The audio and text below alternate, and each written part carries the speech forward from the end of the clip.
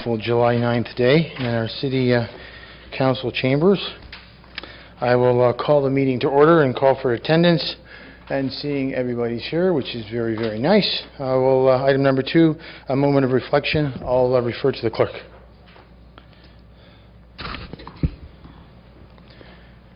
May we be worthy custodians of all that has been entrusted to us.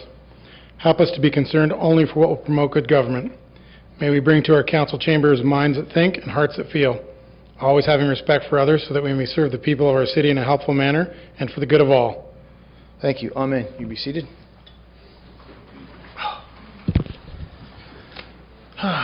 Okay, beautiful day.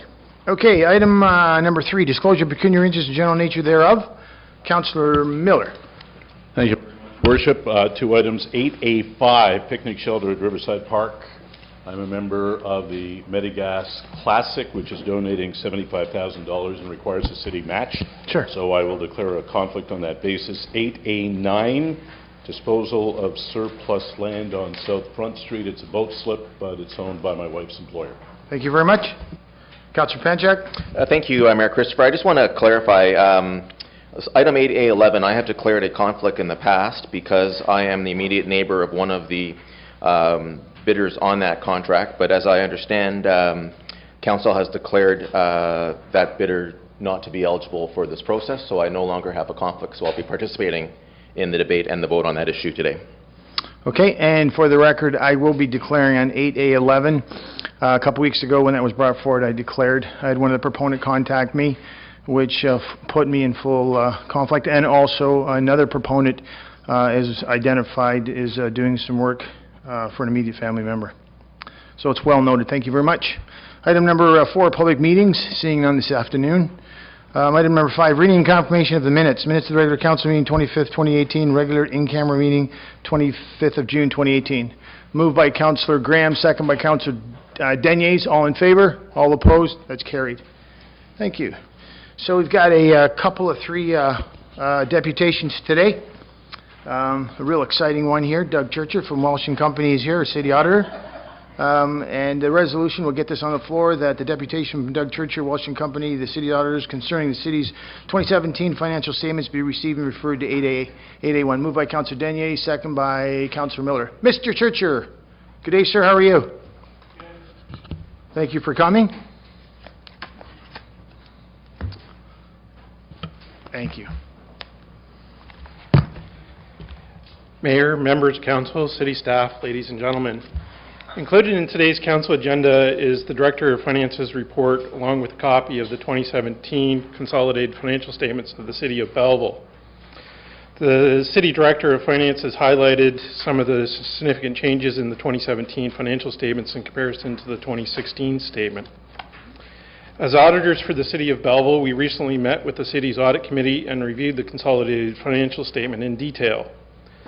The 2017 consolidated financial statements reflect the expenditures and financing of a number of completed and ongoing infrastructure projects. Included on 8A reports, page 16, is our auditor's report. Welch LLP is an independent firm of chartered professional accountants and will be issuing an unqualified audit report on the consolidated financial statements. Once you approve the statements today, we're able to date the audit report. I won't go over the statements in detail, but if there's any questions that you have on the financial statements, me or the Director of Finance will try and answer your questions as best as possible. Okay, thank you. Any questions from the floor, from Council on the deputation? It's going to be referred to 8A1. Any questions at all for our auditor accounts? Seeing none, thank you very much, sir. Enjoy the afternoon. And so the motion's on the floor to carry the motion. All in favor? All opposed? That's carried. Thank you very much. 6.2, Vicky Samaras is in the audience. I hope there she is. And she's going to be representing the Terry Fox Run 2018. Good afternoon. Very normally to you, Mayor, Ms. Councillor. Oh.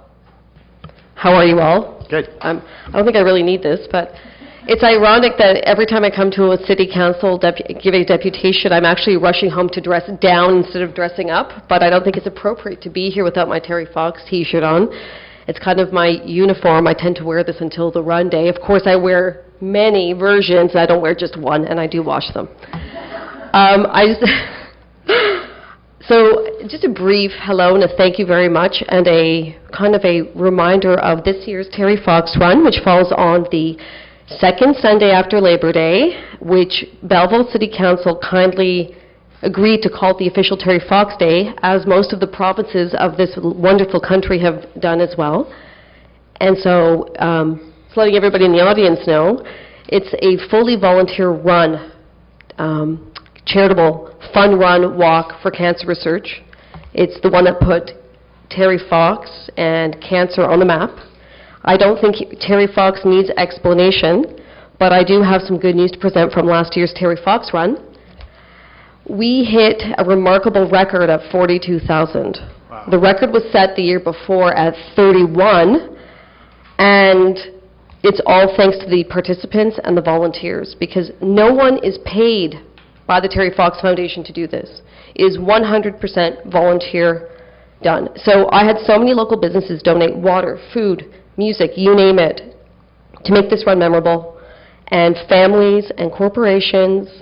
I am a business owner, so I can tell you I'm very busy, but this to me is so important because I think we have a real shot of finding a cure in Terry Fox's name. I think he's also somebody that we can all emulate or look up to. He's to me, the most outstanding role model for children, somebody who, before he died, had no money. He didn't have money to buy his mother a Christmas present. I don't think anyone knows this. He had to borrow it from the then director of the Cancer Foundation because all the money went to cancer research. And I think we can learn a lot from him.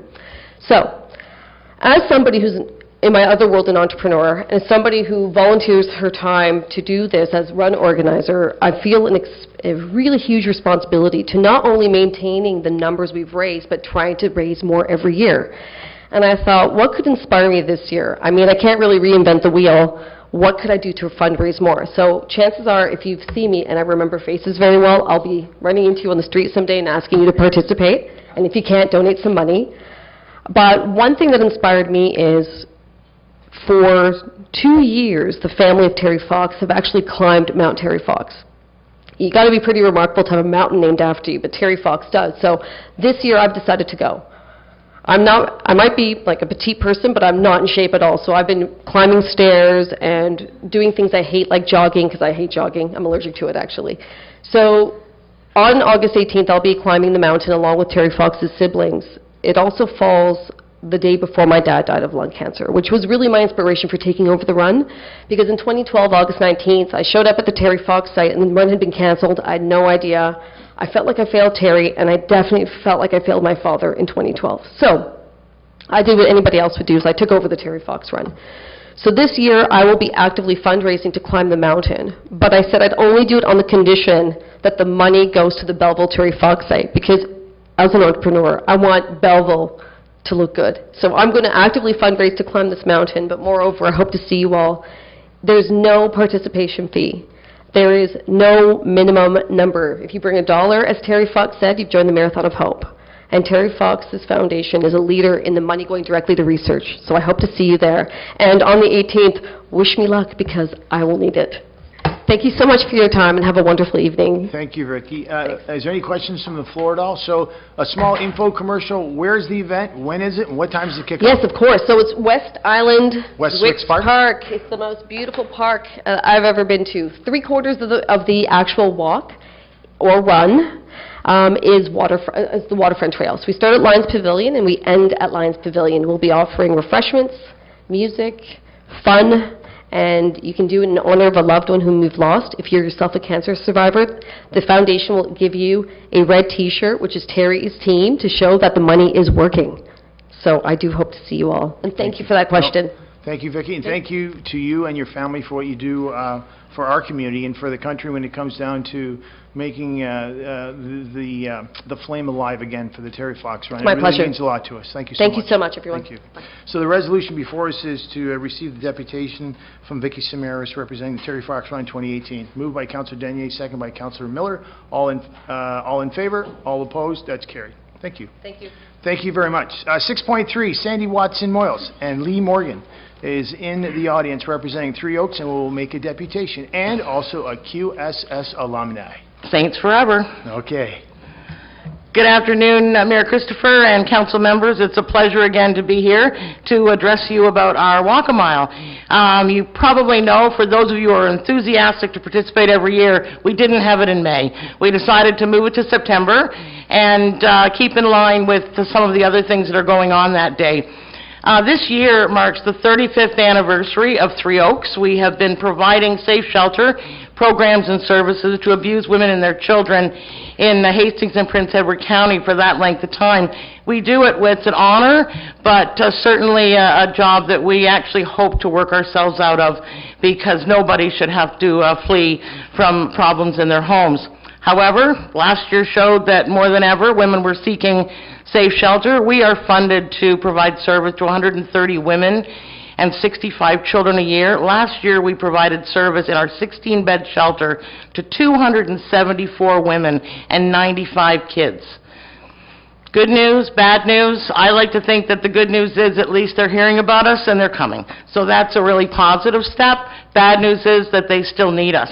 And because we're only funded at an 80% ratio for our operating costs, we rely heavily on fundraising events in our community, one of them being Walk-A-Mile. Last year, we raised $16,000. It was the first year that we had done it solely on our own, so we're at it again.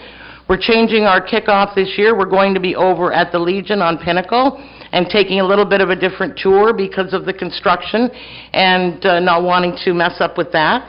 It will be on the 29th of September at the Legion, and that day we are also having a celebration in the evening, which you'll hear more about later on, for our 35th anniversary. So we would also like for council to consider making the 29th of September Three Oaks Day, as we feel that is a valuable, dedicated service to the members of not only Hastings and Prince Edward, but mostly to Belleville, that to honor the work that we do, the women that came before us, the women that will come after us, our volunteer board, our volunteers, our staff, and of course, ultimately, the women we serve, because that's why we do this. So I thank you very much for your time and your attention to this. I know I see a few regular walkers out. I'm sure I'll see you again in September, right, gentlemen? And we look forward to that. So 10 o'clock registration on the 29th. We're going to walk at 11:15, and we're just doing the walk that day. So we look forward to seeing you then. Can you give us the route now, or are you kind of keeping that a secret? No, I think we're going to take, we were going to take you in your big high red heels up the Bridge Street Hill, down the Church Street Hill, across railway tracks, around, back over railway tracks, but we gave it some thought and thought, I don't know.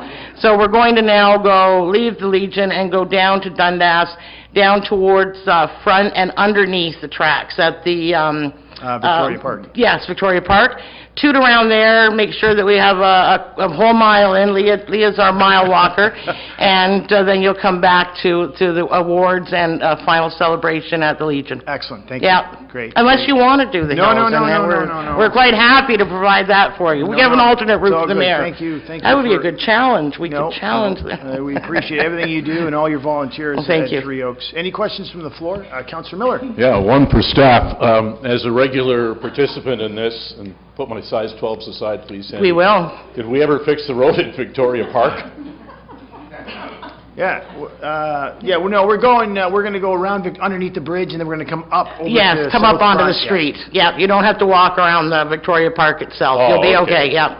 Although, that might be another interesting day out, so, an obstacle course. Thank Just you. fine, thank you. And Councillor Thompson, did you have your hand up? Sorry. Yeah, I just wanted to move to receive and also declare September 29th, Three Oaks Day. Okay, consider it done. I have a mover on the floor. Do I have a seconder? Councillor Deniers, any questions? All in favor? That's good. Thank you very much, ladies. Thank you Looking very forward to much. seeing Good you. evening. No, excellent.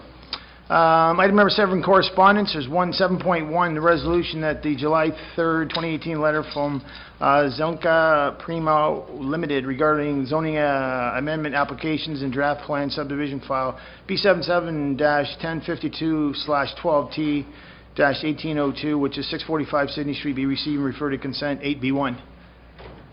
Moved by, going once, going twice, moved by the Councillor Denier, second by Councillor Boyce. All in favor? That's carried. Item number 8, Committee of the Whole. Motion to go in the Committee of the Whole and to hear and consider reports and passings and recommendations and resolutions, and Councillor Thompson in the chair. Moved by Councillor Panchak, second by Councillor Carr. All in favor? That's carried. You have the floor, sir.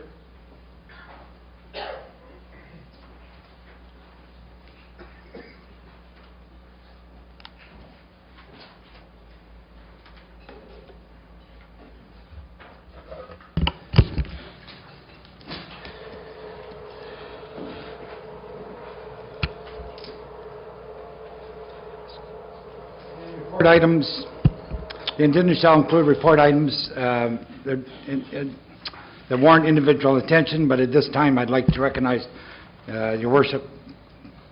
Thank you, Chair Thompson. And also, I'd like to ask the consideration of the Chair and fellow council. We have a special guest in the audience today, and there's a resolution under your agenda under consent. It's 8B15, which is a doctor recruitment. We have our community family physician in the facilities, and she has a tremendously busy schedule. And if it's a consent of the chair through council, if we can bring that consent item forward, and we can have a little discussion. If it's well, thank you. So I'd like to put that on the floor. So formally for the agenda, it's 8B15, the resolution that a bylaw to approve an authorized agreement with Dr. Marian Laevsky to provide medical services as a family physician in the City of Belleville under the Family Physician Recruitment Program be prepared for Council's consideration. So I'll move that, Council Chair. Councilor. Can I speak on it? Thank you very much. This is a really special moment. This is a really nice, they're all special moments, and we are tremendously proud of all of the families and the partners that we brought together under the doctor recruitment program, and Dr. Marian Laevsky. It would also like to address the council once I'm done with the resolution, if it gets supported on the floor. I just want to identify Dr. Marian Laevsky. And in the report, Manager Karen Post has done a phenomenal job, and just highlight one special thing. Since 2007, collectively as a family, we brought 26 family physicians, plus or minus, to our community. That's a tremendous milestone for a community our size with the initiative that we've done, and I mean, we should be tremendously proud of it. And this one is unique because it's a special relationship and a special appointment. I actually met Dr. Marian Laevsky in one of the family restaurants here in Belleville, and a third-party person came to me when I was enjoying a meal with my family and had identified her in the restaurant with her friends and her family. And I just went over there and we sat down and we had a chat, and I was just enlightened and blown away by her charisma and her passion for our community. Make a long story short, we're tremendously proud of having a Belleville individual that has gone on and got an education and come back and is prepared to give a worthy world career to our community. So it's special to me, and it was really nice. Had an opportunity to meet her in the restaurant, and it goes to show you, you have an opportunity to meet and greet some people. It turns out to be a beautiful story.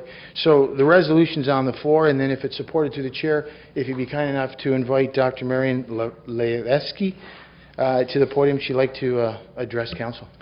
Dr. Laevsky, would you like to come to the counter and podium and say a few words? Thank you. Hi, I'm Miriam, for those that don't know me.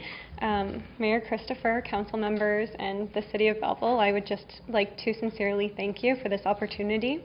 This scholarship provides me the opportunity to practice in Belleville family medicine and serve the community in which I was raised. I am looking forward to beginning a practice devoted to my patients following my 2-year residency in family practice at Queen's University right here in Belleville. As a child, my family physicians were more than just doctors to me. They were members of the community, and this is something I too hope to achieve. Thank you for your support and this incredible opportunity.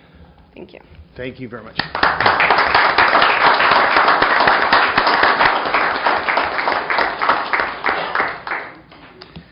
And we have the recommendation in front of you that a bylaw approve and authorize an agreement with Dr. Miriam Levesky to provide medical services and the family physician in the City of Belleville under a family physician recruitment program be prepared for Council's consideration. And your worship moved that. Yep. And it was seconded by Councillor Panchuk. All in favor? Carried. Thank you. Thank you.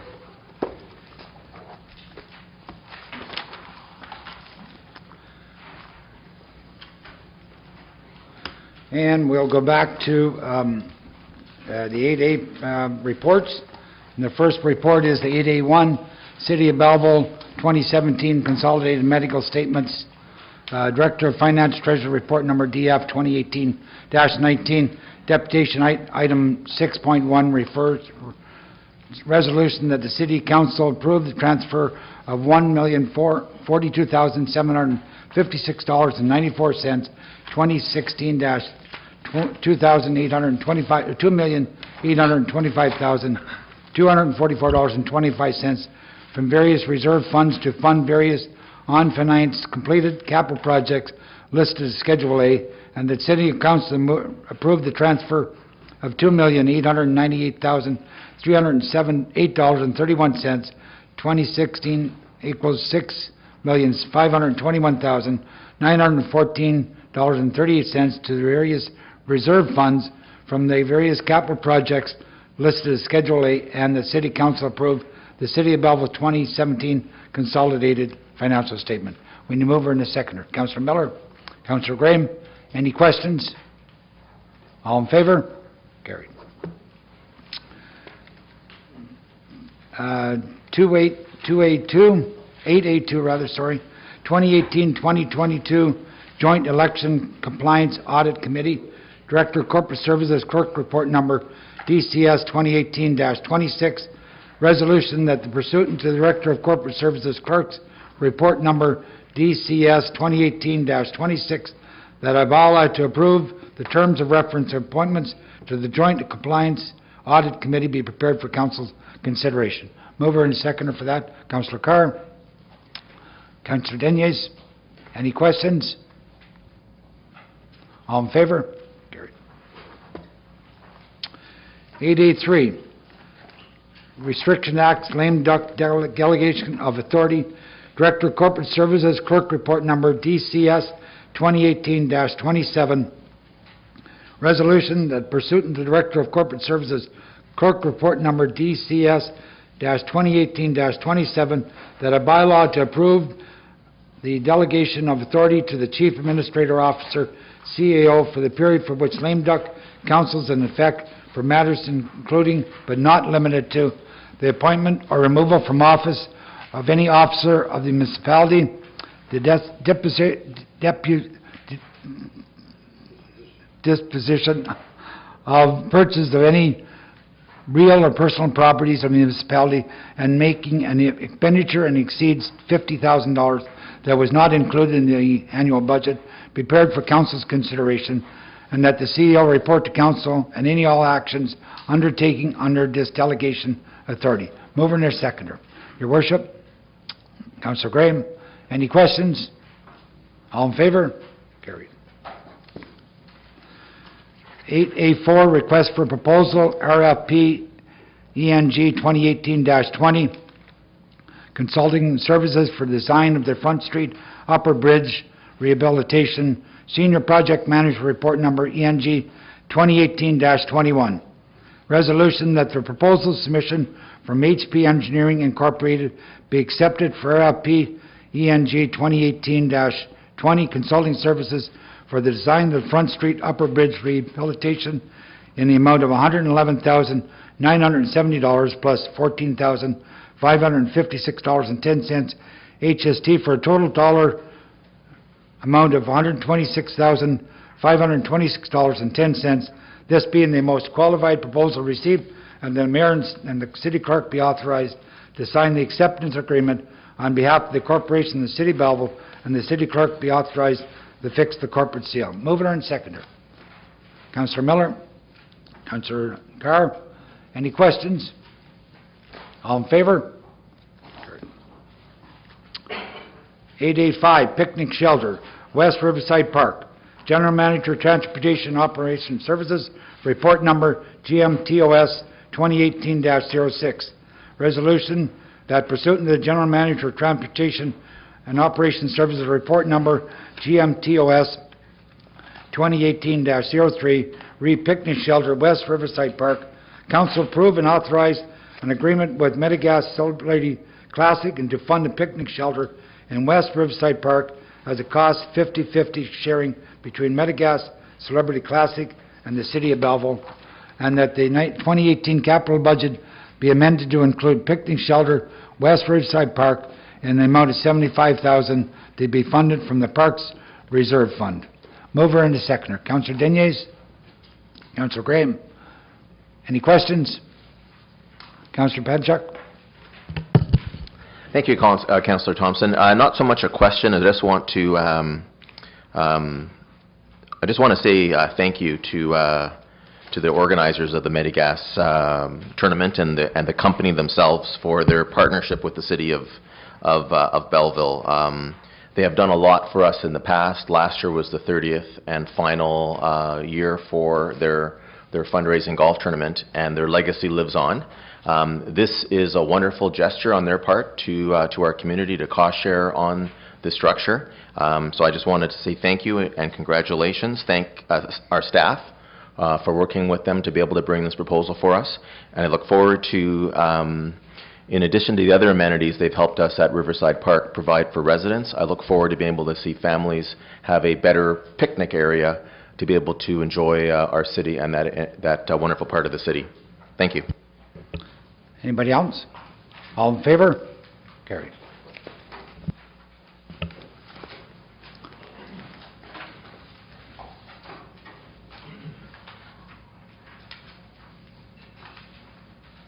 We just wait for Councillor Miller to come back in.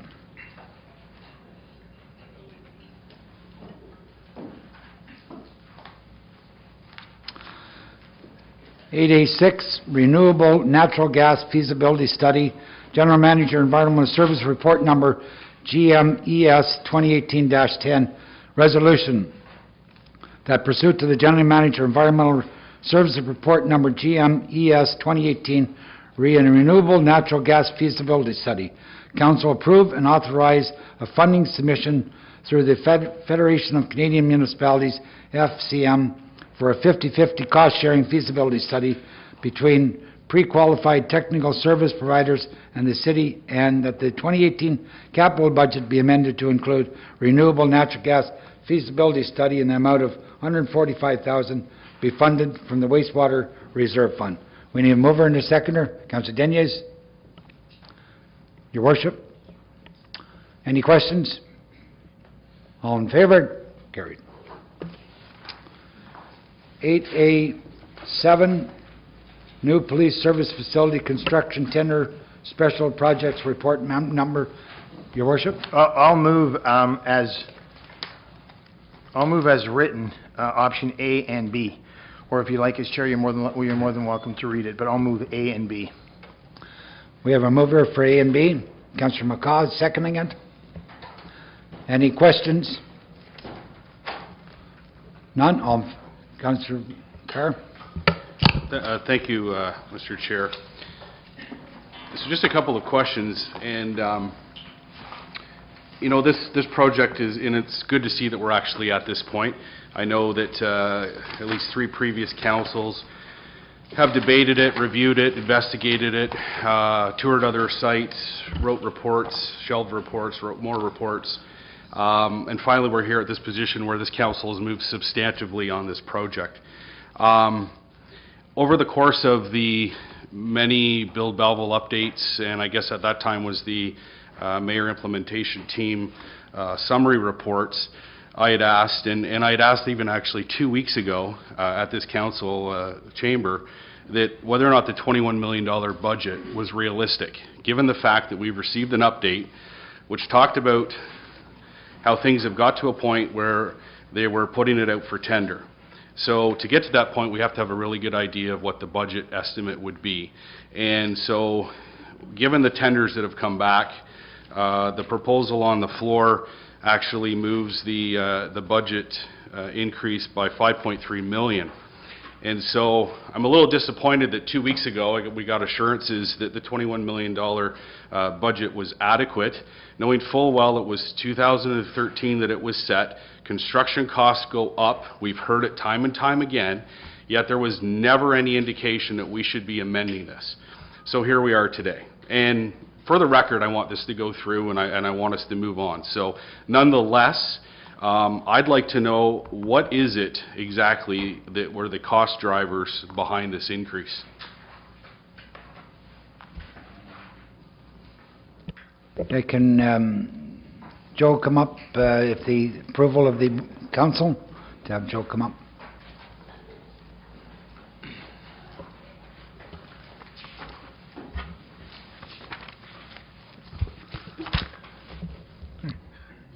And the question? I did. Thank Through the you. chair to Councillor Carr, Councillor Carr, we don't know. I mean, it's an estimate. We were told by our cost consultants that we're on the correct track. We do know that steel prices were on the rise. Until you get an actual number, we don't 100% know. If you note on that report you're talking about, I believe it was January 22nd, the one that the architects Schultz and Zabak provided, the second page is I think it's another 1.9. And in consultation with Mr. Cousins and our finance team, we didn't think it was fair to come up here and give you a number to build it, and then come back and give you a number to put stuff in it, and then come back and give you another number to make it operate. So what we did with that number is that's our move-in number. We want to be as accurate and as fair to council and to the city. So we put that we put that extra number in there, so I don't have to come back here and ask for more money, and you don't have to come up and say, listen, this is another time you're back at the podium. So that's how that number got involved in there. So it's a total number as opposed to one and one now. We did factor in moving as much equipment and some of the stuff that council has already asked for. It's going to be moved. One of the costs that we didn't really get into discussion detail till recently was actually the moving costs. As you know, 911 operates out of there. The police service can't just pack their bags and move. We have to have both buildings operational for a short period of time during the move. So that got factored in there as well. Hope that helps a bit. Councillor Carr? Thank you. So there's a lot of moving numbers all of a sudden. So going back to your January report, or actually the report that Zoltz and Zabak provided, total estimated construction costs and fees was $20,982,198. Then you talked about contingencies, which are allowed for cash allowance for independent consultants, other expected costs, IT, looks like communication infrastructure allowance, and then furniture fitting, etc., at the $1.9 million. So that was the extra money that you referred to in order to have the move-in costs included? Correct. So, and you talked, well, and the question I asked is that we're up to 25.9 million now, which goes beyond those figures that are back in January. So what is driving those costs? Now, we know that steel, obviously, and more recently has been an issue, but that, because that's been known to staff and to our cost consultants, that should have been factored in. We also know that the police service is a 24/7 operation, which I believe we were told before that there would be some transitional costs because the fact that the 911 center has to operate, the comm center has to operate at one location and transition seamlessly over to the new comm center. So that would be factored in because that's a variable. So from the January cost of the 20.9 million plus the 1.9, can you tell me what's driving the cost even further today? So far, you've told me steel, and that you also alluded to moving costs, but those would have been factored in previously.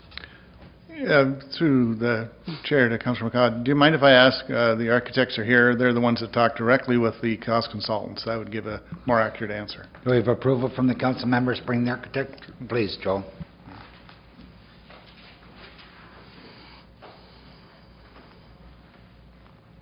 Thank you very much, Mr. Chair. I'm looking at it two ways here. Go back to the January cost estimate that was provided here. I think if we had the numbers in that report, it's 22,964. We concur with that. 22,964,583 was the January 2018 budget. That constituted our building construction cost. There's two parts to this: the construction cost and the things that go into the building. The construction cost of this building in that estimate was $19,587,000. That formed part of that 22,964. The construction cost currently, if I'm talking about apples to apples through our cost consultant, is $20,803,300, which is an increase of about $1.2 million.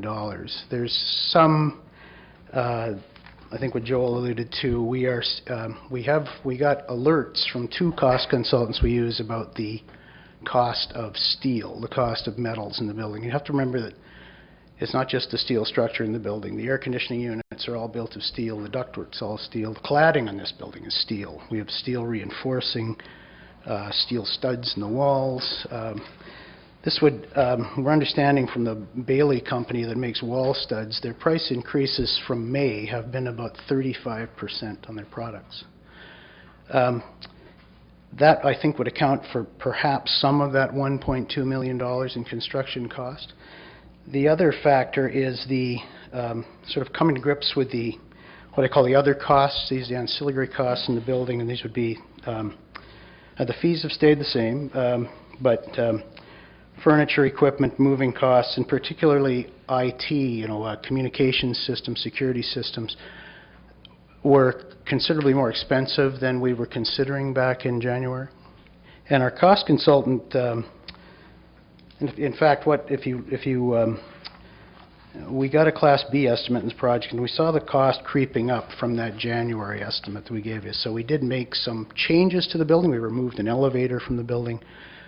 We did some changes to the architecture of the building. We did have a bit of a curve thrown into this thing because the forensics component in the building became a bit more complicated, a little more involved. There was some new legislation that came down from the province about this requirements in the building, so that drove the cost up a bit. But the two main factors, I think, are the material cost, the metals materials costs, and the cost of equipment and fitments within the building. Any other questions? Councillor Carr. I don't really have any more questions at this point. It's disappointing, and we've been down this road before. And hearing from Mr. Zabak, they were seeing costs increase in the last 6 months. And it's disappointing to be sitting here 2 weeks ago and being told that the $21 million figure would meet that target, when in actuality they're seeing the steel costs that are driving up, some of the building costs drive up, and also some of the IT costs are driving up in that 6-month period. So what we need to do at the end of the day is tell the taxpayer this is how much it's going to cost budget. We're telling them today, obviously, but the fact is that this has been allowed to creep up to this dollar figure for some time, and it's a little disappointing. The other thing that I noticed on the report, Mr. Chair, is in Schedule A, when they talk about breaking down the costs and the finance costs, if you look at the top column, the project costs on the original cost estimate in 2013 is at $21 million, and then how it's been funded is $20 million at long-term debt and $1 million from the facility reserve fund, which with the estimated annual debt costs are $1.7 million. But if you actually use the same math that's being proposed here today, we've accumulated a facility reserve of 5.9 million.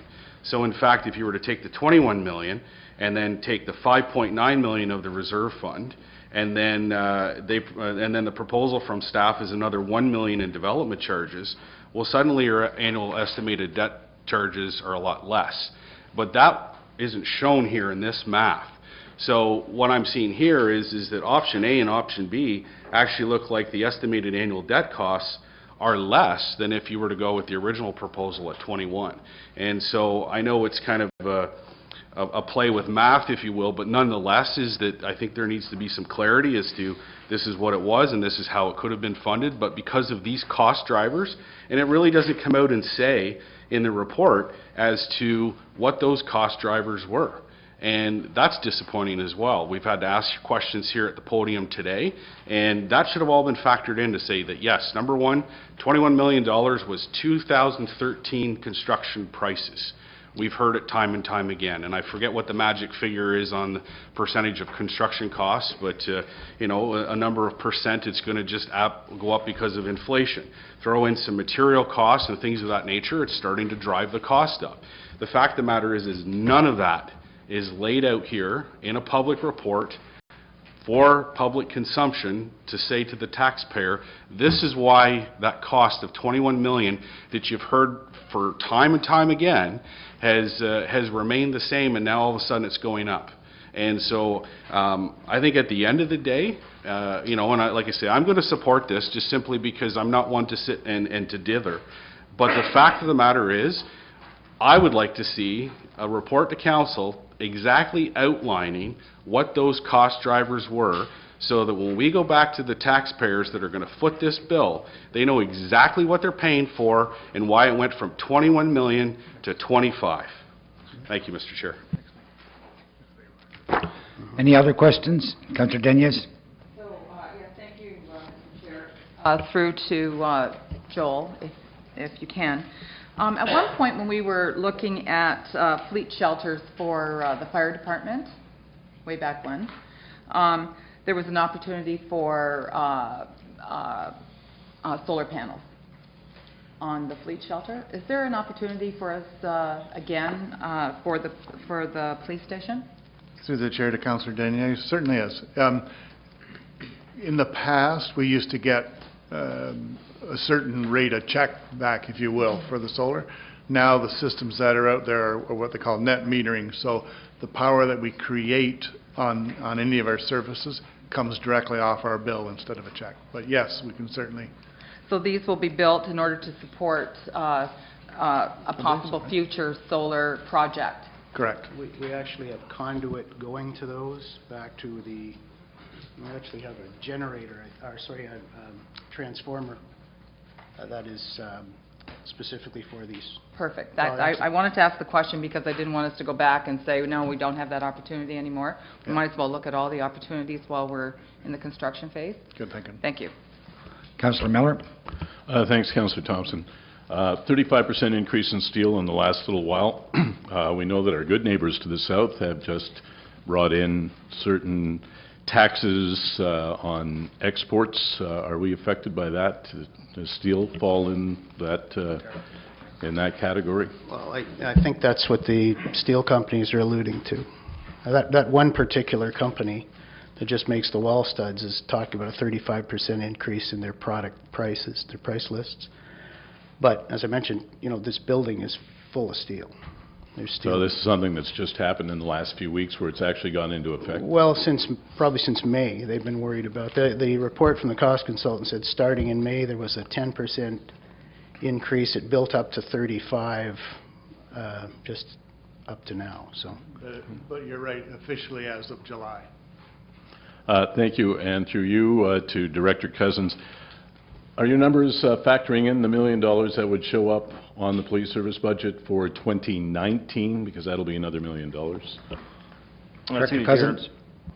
To the chair, Councillor Miller, no, it's if you read page 76 of the report, you'll see that under option A and B, we're using 5.9 million, and that's up to the end of 2018. I'd also like to point out that the police facility was added to the development charge background studies in 2016, so we've been collecting development charges since 2016 for a new police facility, which was after the original estimate in 2013, so that's why we're collecting money. We might as well use it for that. In the operating budget for the police for the last 5 or 6 years, there's been $1 million. And if all goes through as option A and B, is if council selects that option, our expected debt costs based on today's rates are $1.638 million in annual debt costs for 15 years. And that would, we already have $1 million in the operating budget for the police, so it would just, it would cause an increase of $638,000 when completed.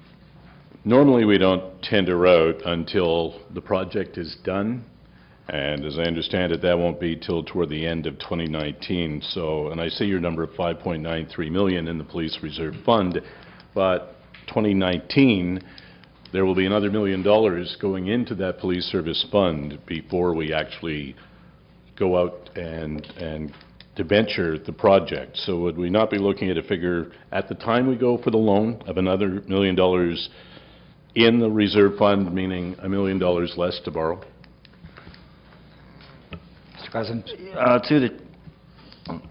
the Chair, Councillor Miller, yes, but my plan is to, if Council remember, I'm going to do some construction advances for this project.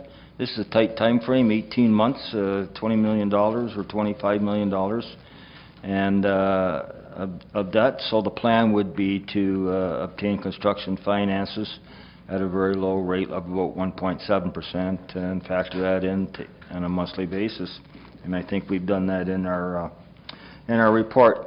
But at the end of the day, when the project is completed, the debt cost may not be 19.416.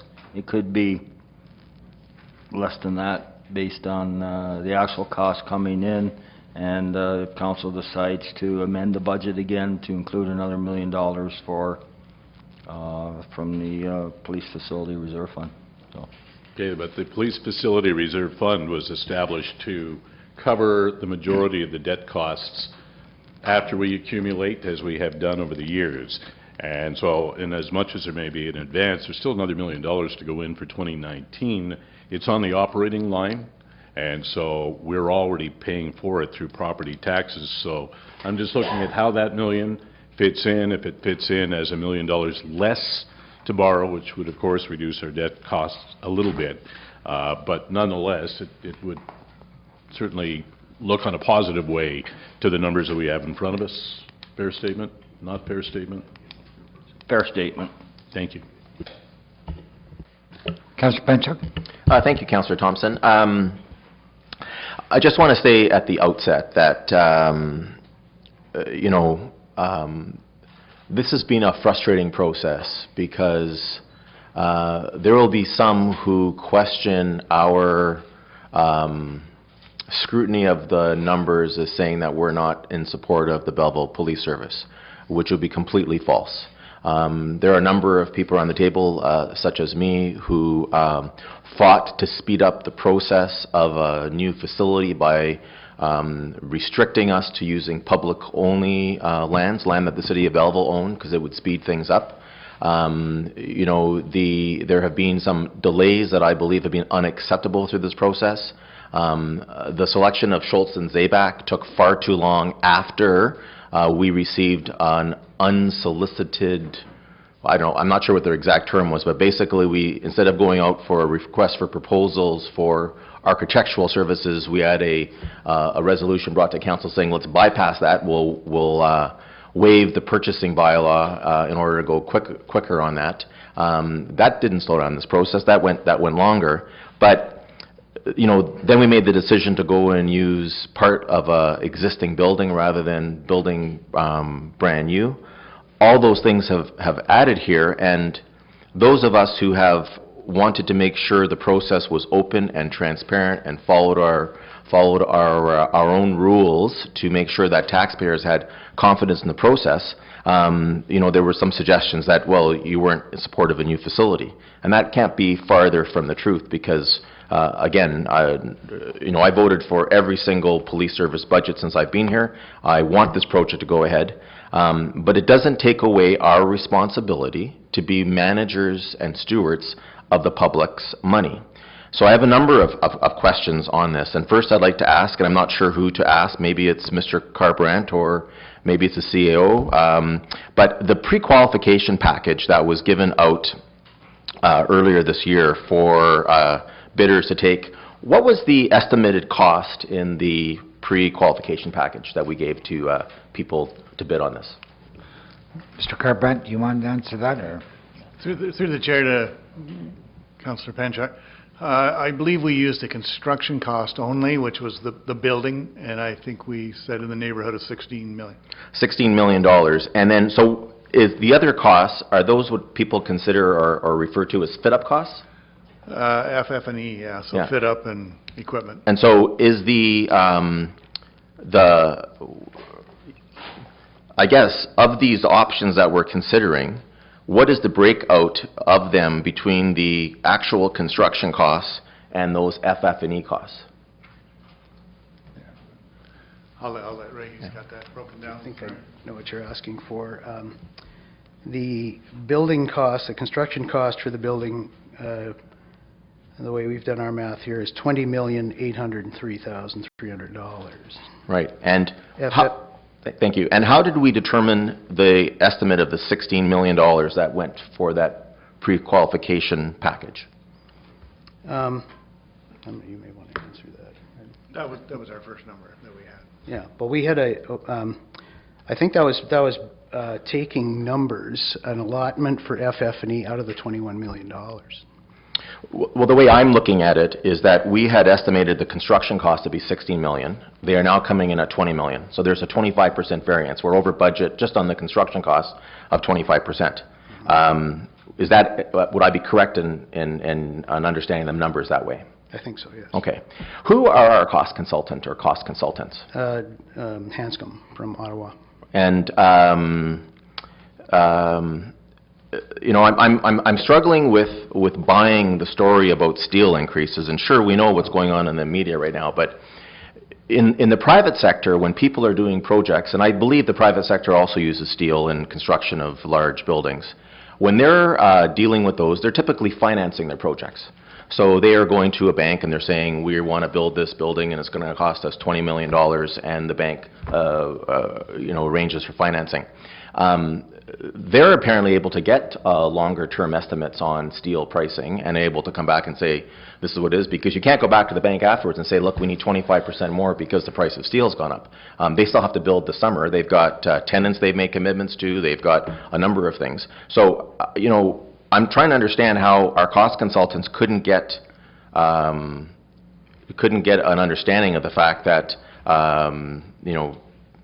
steel will be in short supply when the time we start building this, so much so that we have to drive up our construction costs by 25%. Yeah. Can I just clarify that number again? The construction cost in January 18 from the cost consultant was $18,493.80, or sorry, not 80 cents, $493,800.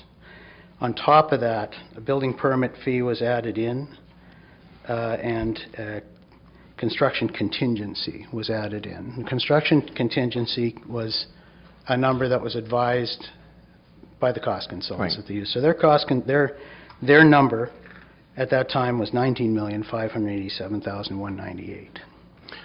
Right, but so then why didn't we use that number in the pre-qualification package when we sent it out to the bidders and said there was $16 million is what we were looking at?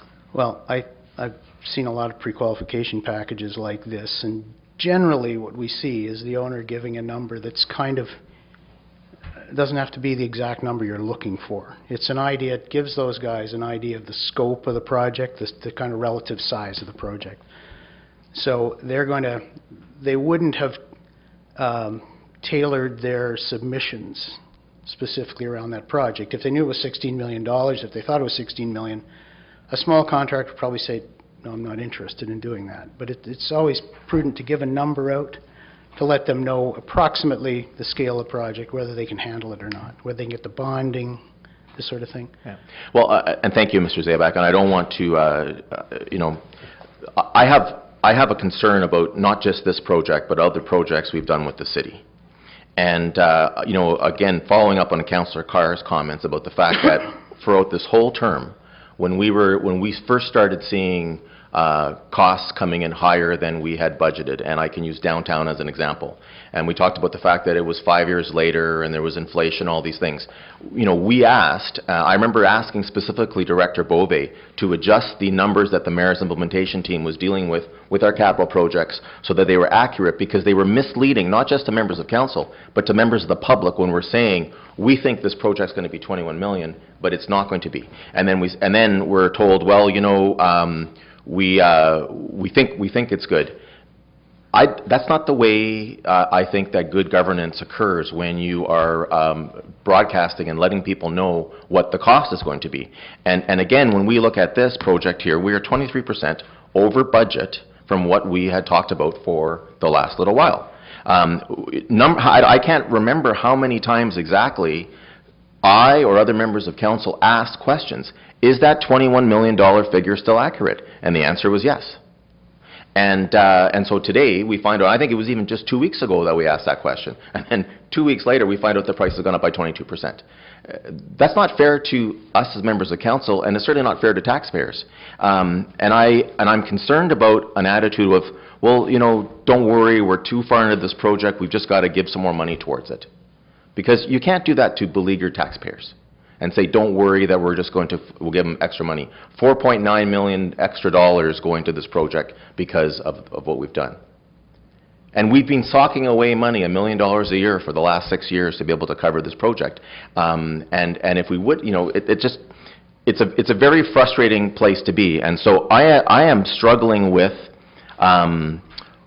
voting in favor of this, not because I don't believe we need a new police station. We absolutely need one. I'm struggling with it because I'm not sure where the accountability exists on this project. At the end of the day, and perhaps, Mr. Chair, the CEO is the best person to answer this project.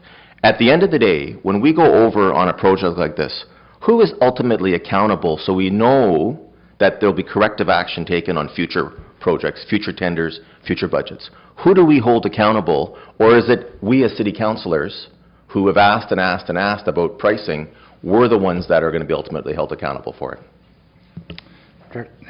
CEO, Mr. Kester. Through the chair to Councillor Panchik and the council. So ultimately, it's council's decision whether to award a contract or not. It's council's decision. So you're quite free to not award it and not proceed with the project, to do the project differently if you wish. That is council's prerogative. The issue we have is with these long projects is we set the budget in 2013 for a project. We don't know where it's going to be. When that budget was set, we didn't know what location it was going to be. We had no knowledge of any of that, and we set a budget based on some preliminary information that we had at the time. But 5 years goes by. I mean, we could go to council every year, I guess, and say, okay, the project has advanced 1 year's worth, so now the new estimate is $22 million. And then we would go, well, how do you know that? Well, we don't know because we haven't tendered it, and we still don't know where we're going to locate it, and we really don't know how big it is yet, but construction costs have gone up in that year, we know, because we have Southern indexes for things like that, have gone up by 5%, so the number goes up by $1 million. And then the next year, when we now have actually a location picked, we could say, okay, we need to revise the number again. We haven't designed, because we don't know the footprint yet, but we know the construction costs, again, have gone up. We know we don't have to buy land anymore because we're putting it on city property.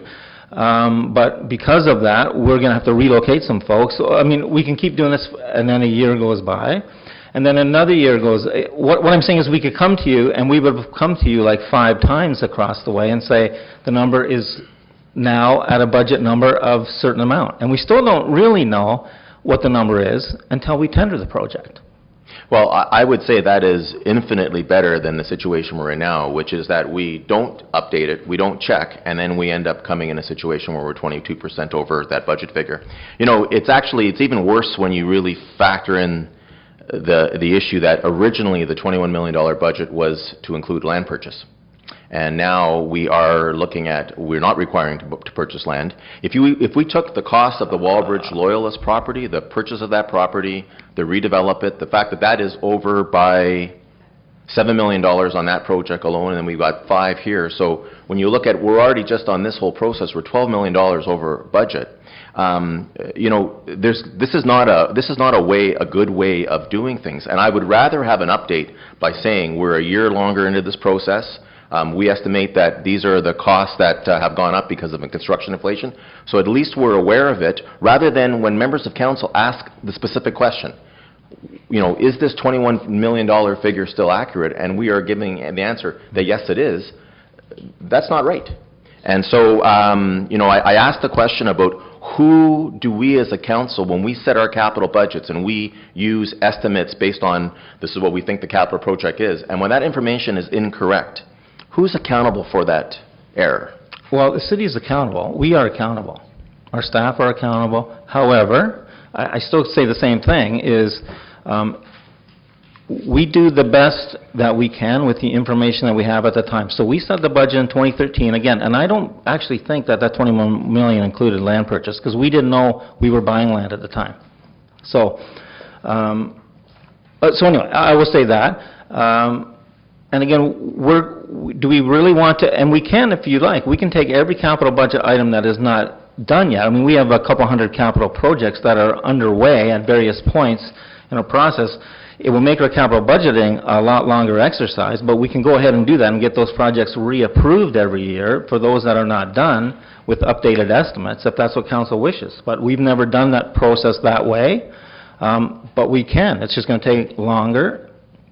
Can require more staff time to do that, but we can do that. Well, I think the function of leadership is to stay on top of all of our projects, to ensure that they are on track, how they're proceeding, and then be able to provide those updates. It's a critical part of governing a corporation the size of Belleville, and it's, you know, that is a change that we need to pursue certainly going forward. You know,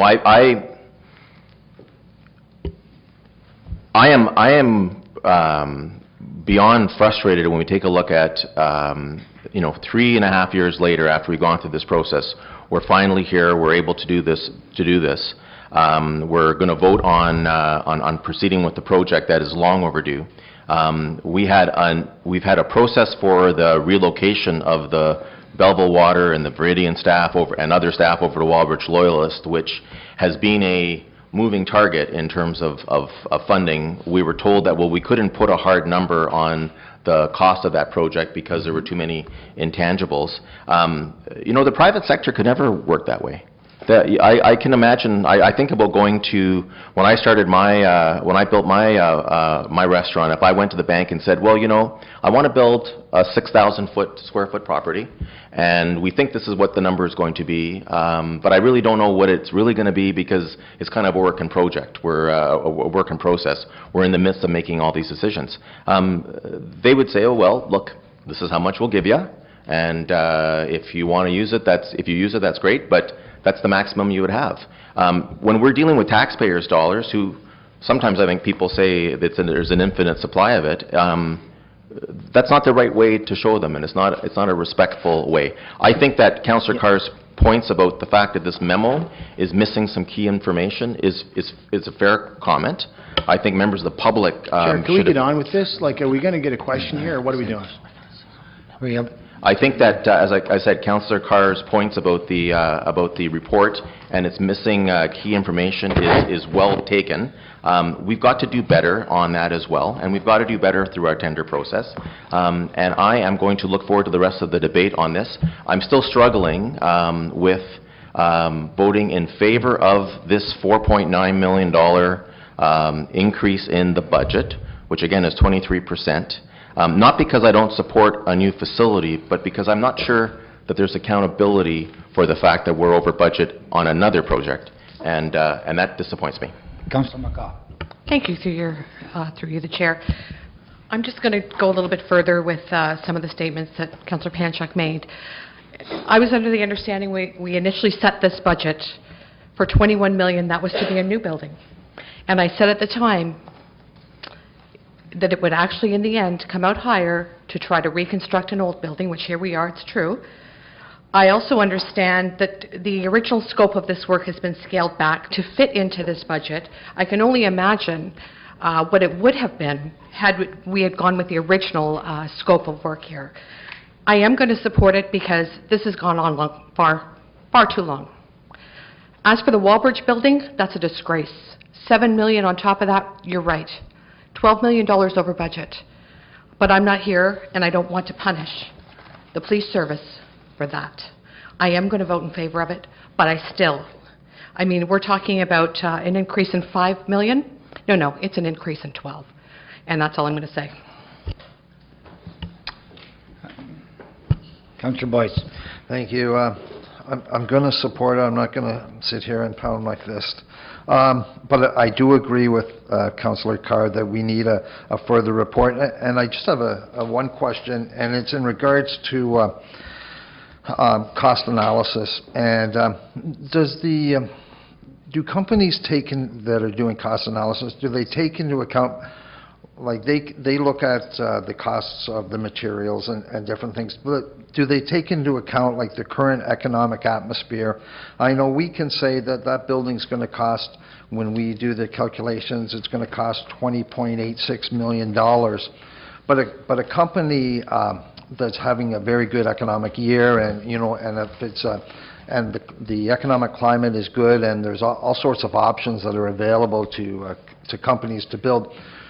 Do these costing companies take into effect that a company can say, if it was a worse economic year, I may come in at, say, 21 million, but I've got options for other projects, and so I'm going to go 23 million, and if they accept it, fine. If they don't, it's not something I necessarily have to give. And I'm just wondering if the cost analysis companies ever look into those kind of things. Well, we're told that the cost consultants, the number that they estimate is a sort of a median range of what they expect in terms of tender prices on the project. So I think this thing about being busy and or being not busy and say what they call buying a project, coming in with a lower price, we see that all the time.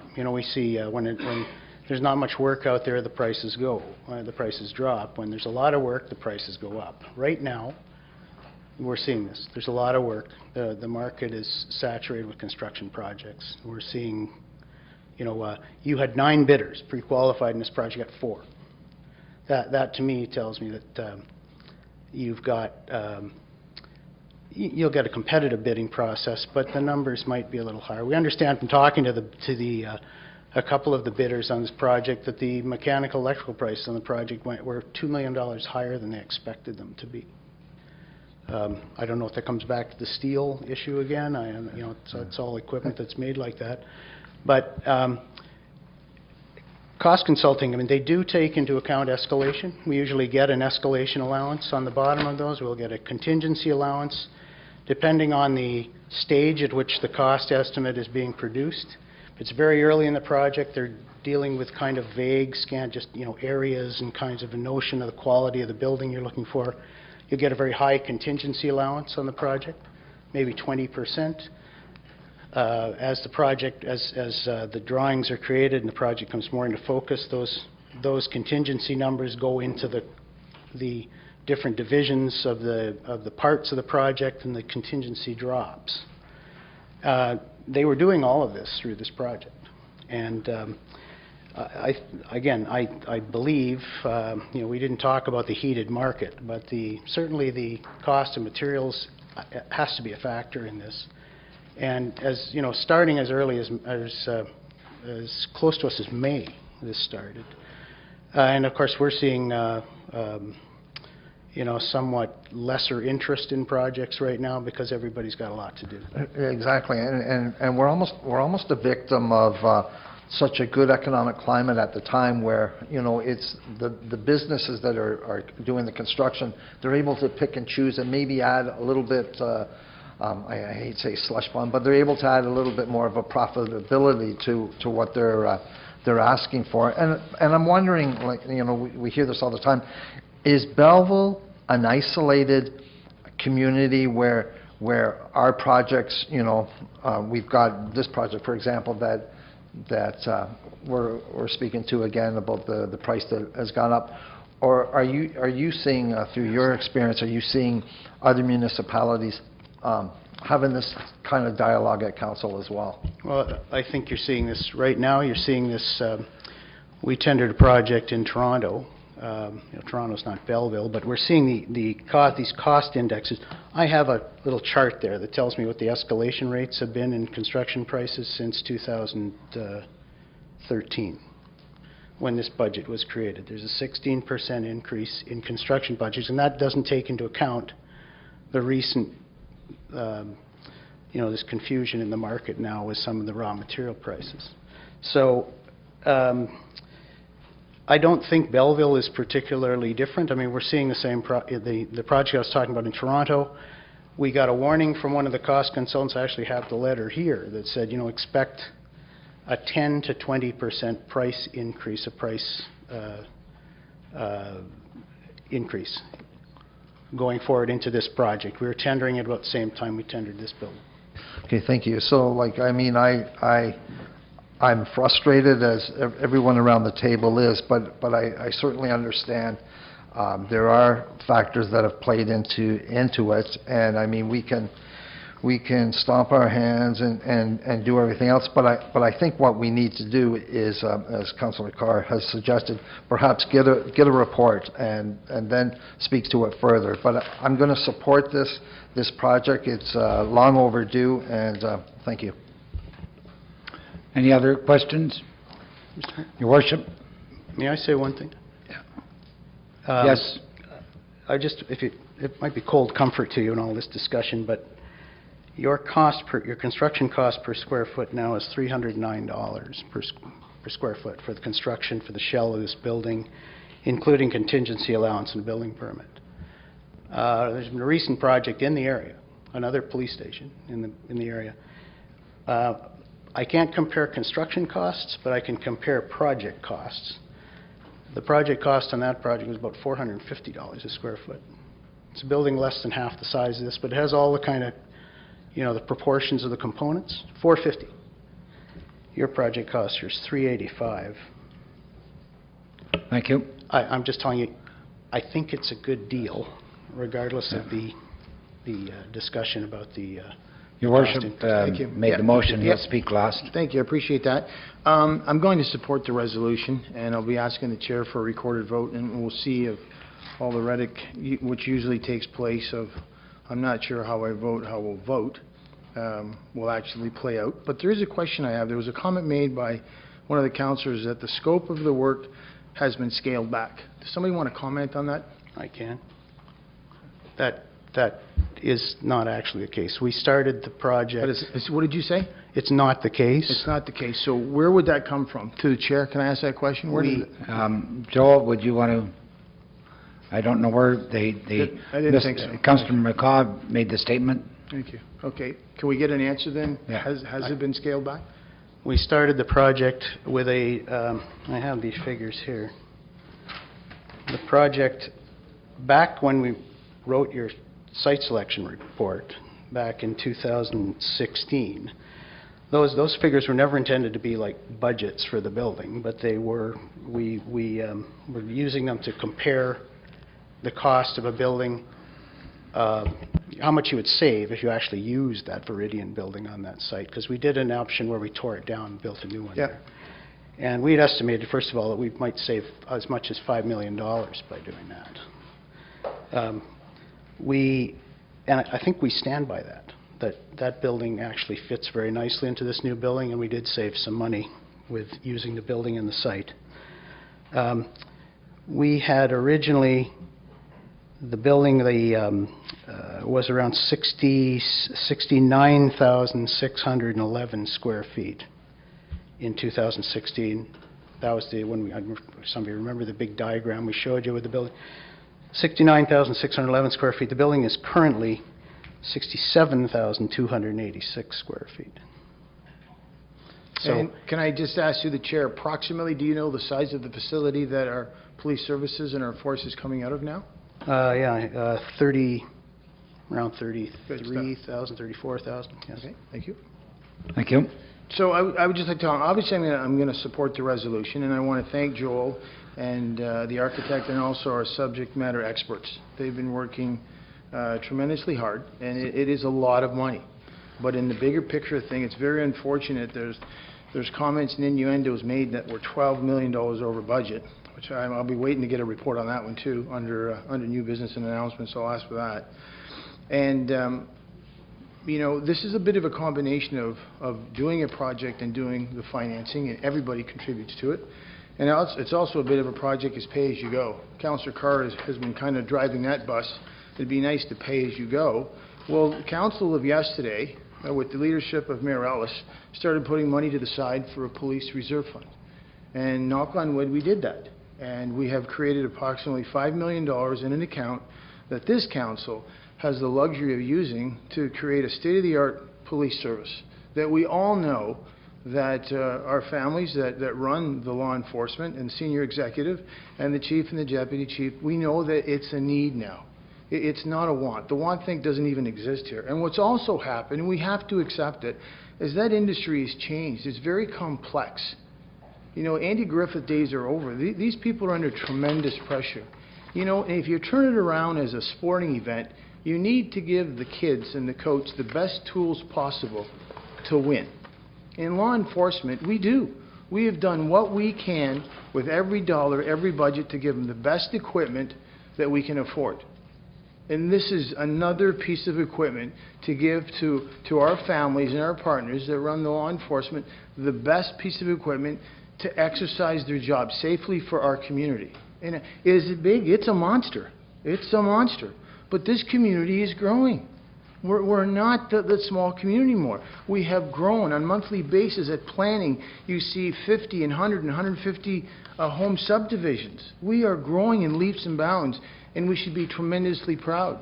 We're lucky we have two partners as our subject matter experts now, as the chief and the deputy chief, to kind of embrace and kind of give us a police headquarters for 25, 30, 40 years down the road.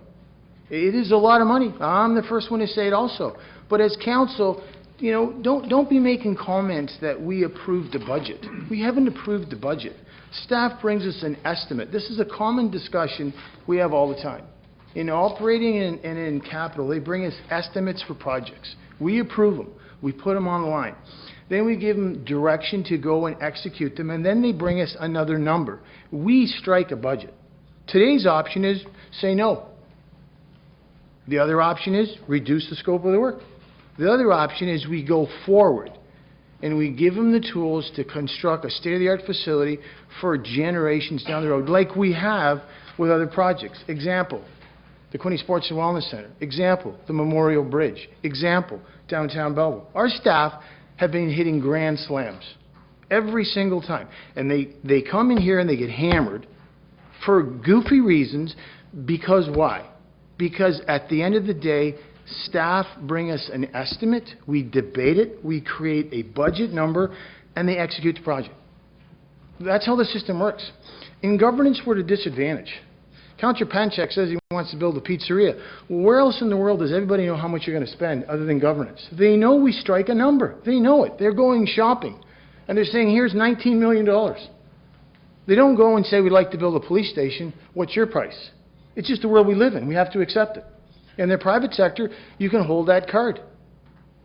So it's very unfortunate. Then we get to this table, and it gets frustrating, and it gets delayed. I'm looking at that one report.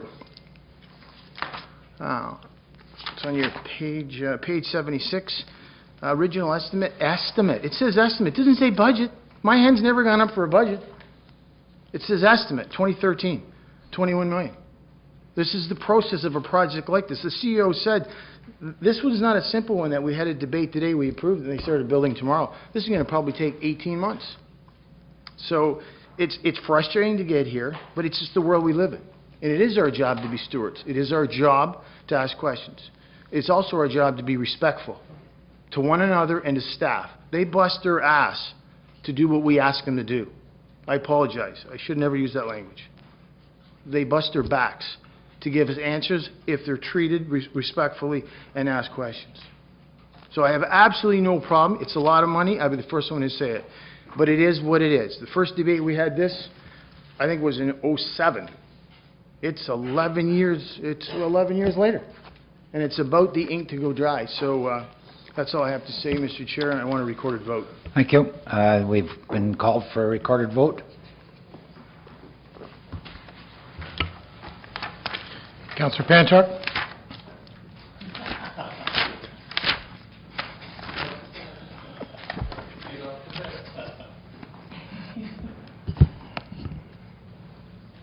No. Councillor Thompson? Yes. Councillor Boyce? Yes. Councillor Carr? Yes. Councillor Deniers? Yes. Councillor Graham? Yes. Councillor McCaw? Yes. Councillor Miller? Yes. Mayor Christopher? Yes, thank you. Motion carries. Mr. Chair, I'd like to rise on personal privilege, if I could. Please. Thank you. During the last debate, the mayor referred to the fact that by asking questions of staff for goofy reasons, and alluded to the fact that treating staff respectfully and asking questions.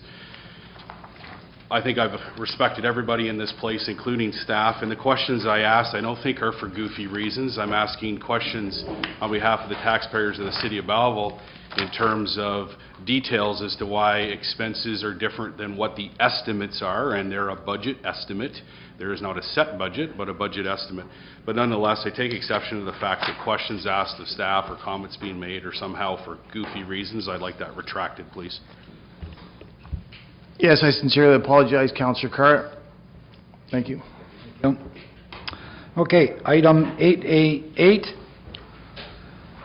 Disposal of surplus land, water lots, Moyer River, East Marina Development, former development, or Department of Fisheries and Oceans. Moved as written, Mr. Chair. We have a mover and a seconder.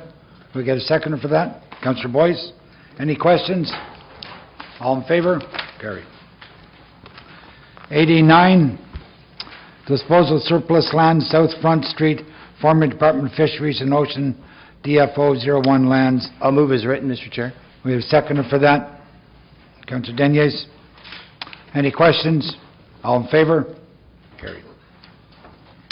8A10, RTO 9 Partnership Fund Program Agreement, Downtown Commons Feasibility and Economic Impact Study.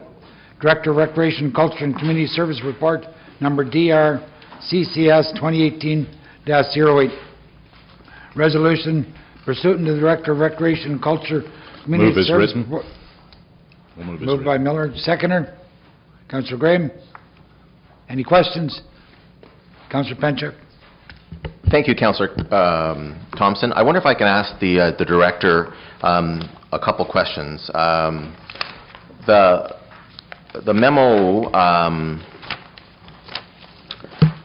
I guess I was confused by the memo in the sense of we currently put some money aside in budget for, in the 2018 capital budget, we allocated $50,000 to support the initial design of the Market Square area. And I understand that we are now taking those funds and we're going to put them towards another project with some additional funding. And I guess I just want to ask, the $50,000 that we had put aside was for the downtown commons or the area outside of Market Square for that. And will we still get information and some proposals for that area? Or by leveraging this with the other partner, are we focusing more along the waterfront area? Director Fleur. Thank you, Mr. Chair. Through you to Councillor Panchuk. Excellent question. In fact, the funding and the project itself is really more of an added value piece. So you'll still get what you've directed the $50,000 for. The focus will be on the commons and around City Hall area. But it will extend a little bit further into that the frontal area, which we already intended to take on. But it's more about that it'll deliver primarily 3 different things rather than just one. And the 3 things are that it'll provide you with a market research process as well as a feasibility study to go with the plan. So it looks into and trying to create then so that we can maximize the market square and the area around it. So in other words, yes, to answer your question. And it also will help us to serve to create a cornerstone and civic space that is going to work very well with the potential development in the North Block area as well. So it's the square itself, but how it relates to its developed area around it. So to answer your question, yes, but it will add some value to that as well. So it's not going to be just, as I guess your fear and concern is, does it take it all the way to the waterfront, et cetera? It'll touch on it, but it won't focus on that. It'll focus on this. Yeah, and through you, Councillor Thompson, I'm not concerned about it getting touched out to the... I think it's actually part of it, even though, for example, the area that the George Zagoras Square right now, even though that is inland, if you recall during the strategic planning process, I really believe that we need to close the area between City Hall and the parking lot area to have that flow from the market around City Hall all the way down to the Riverfront Trail and the parking lot areas and whatnot. And so I applaud that direction, and I'm glad to see it. You know, I was concerned that we would be losing a little bit of the focus on the Market Square area because I think that is that's essential in terms of a short-term basis. And so I'm glad to see that, and I appreciate the answer. Thank you. Any other questions on that? Not, all in favor? Carried. 8A11, Your Worship, it's declared conflict. Electric service contract for various City of Belleville locations. Special Project Manager Report Number SPM 2018-03. Resolution and request for proposal submission from 15-18-000 Ontario Inc. O/A Horwood Electric Services be accepted for the supply and electrical services in an amount of $65 per hour regular rate and $97.50 per hour overtime, and the stat holidays rate for a licensed electrician, and $42 per hour regular rate, $60 per hour overtime, and the stat holidays rate for electricians. And electrician apprentice, this being the highest scoring submission received, and the Mayor and City Clerk be authorized to sign the acceptance agreement on behalf of the Corporation of the City of Belleville, and the City Clerk be authorized to fix the corporate seal. We have a mover and seconder for that. Councillor Thompson, can I'll move it. I'd like to amend it by saying that we go with the RFP from A1 Electrical Services. We have a amendment to the motion. A mover with an amendment? Yeah, she's going to second it. And a seconder, Councillor McCaw. And I'll quickly just speak to it.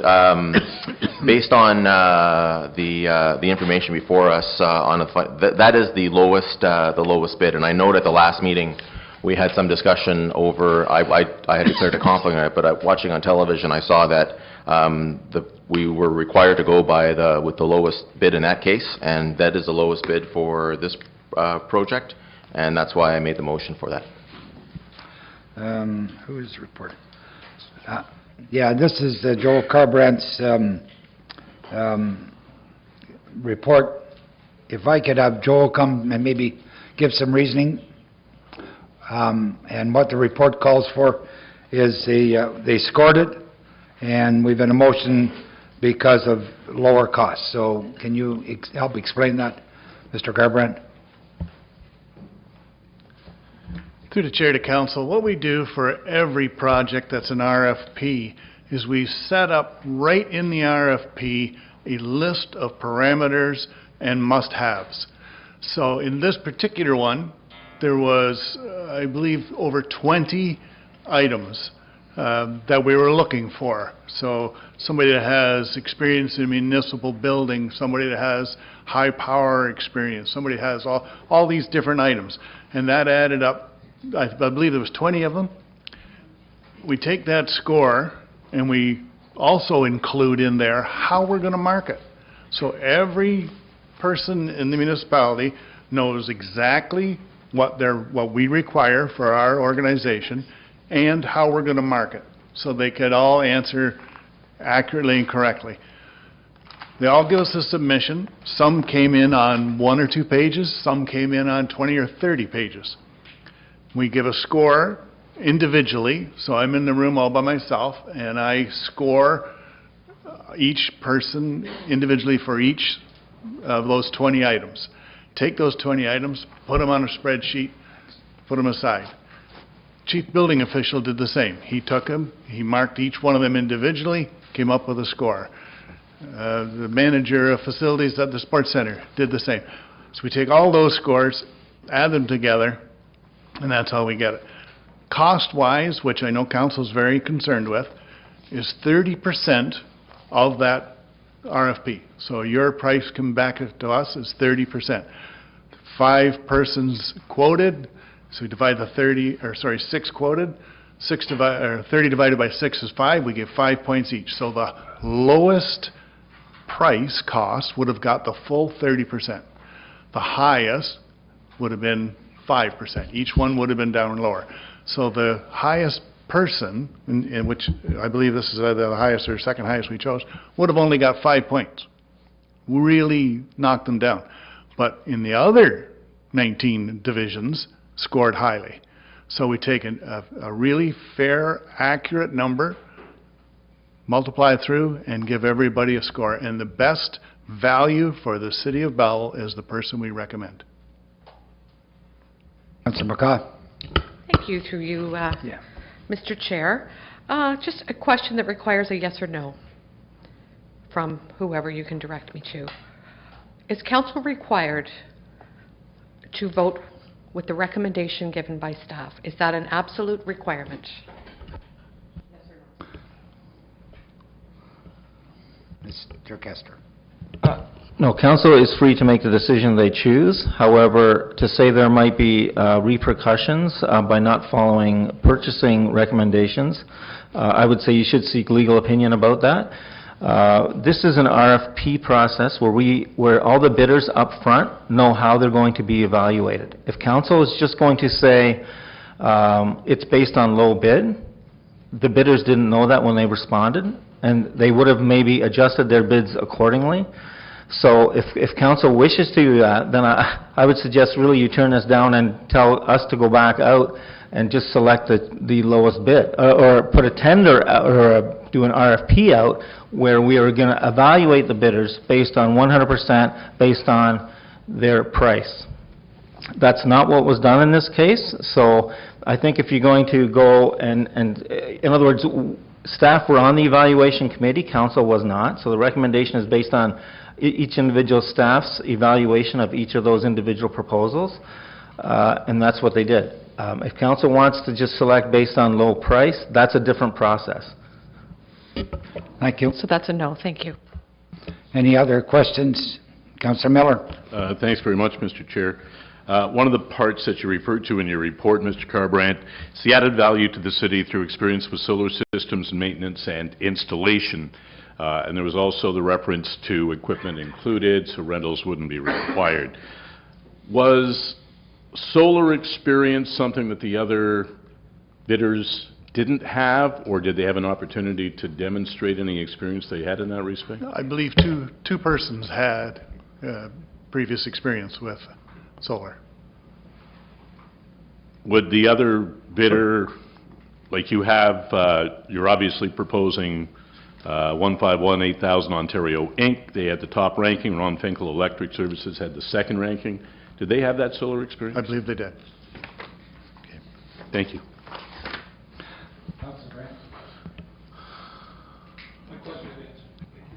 The next one is Councillor Boyce. Thank you. Just very briefly, I mean, we've got Peter Ling, Rob McLashin, Joel Carbrand, and Ted Marichek, 4 senior members of staff, 4 members that know how to do these things, and we're arguing against their recommendation.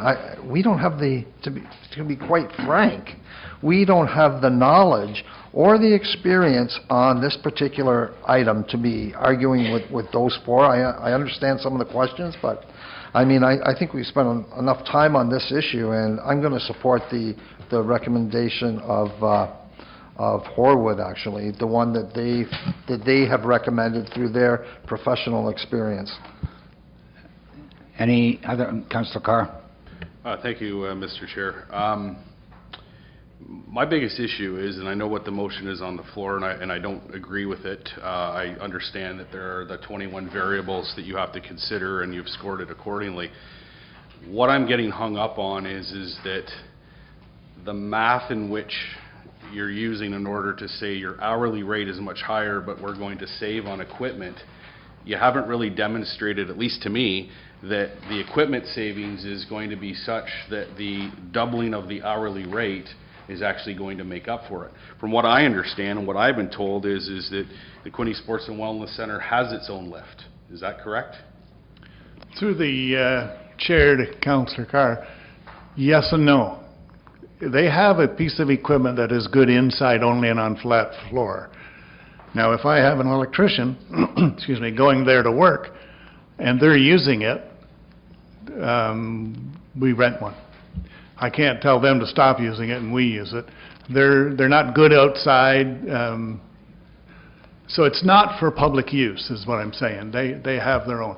And I didn't say that the equipment cost is the difference. I mean, that is an item that is there, but it wasn't even a scoring item. It was, I mean, shouldn't say that. A scoring item was, do they have any equipment? Do they have their vehicle? Do they have supplies in the vehicle? Some of them don't carry it. So if I hire an electrician to come and put a plug in, they come and they check it, they go get the plug, they come back, they put it in. I pay for all of that. So we made it specific. We don't want to pay for that anymore. You're coming with a fully stocked vehicle, you fix the plug when you're here. And some of them do, some of them don't.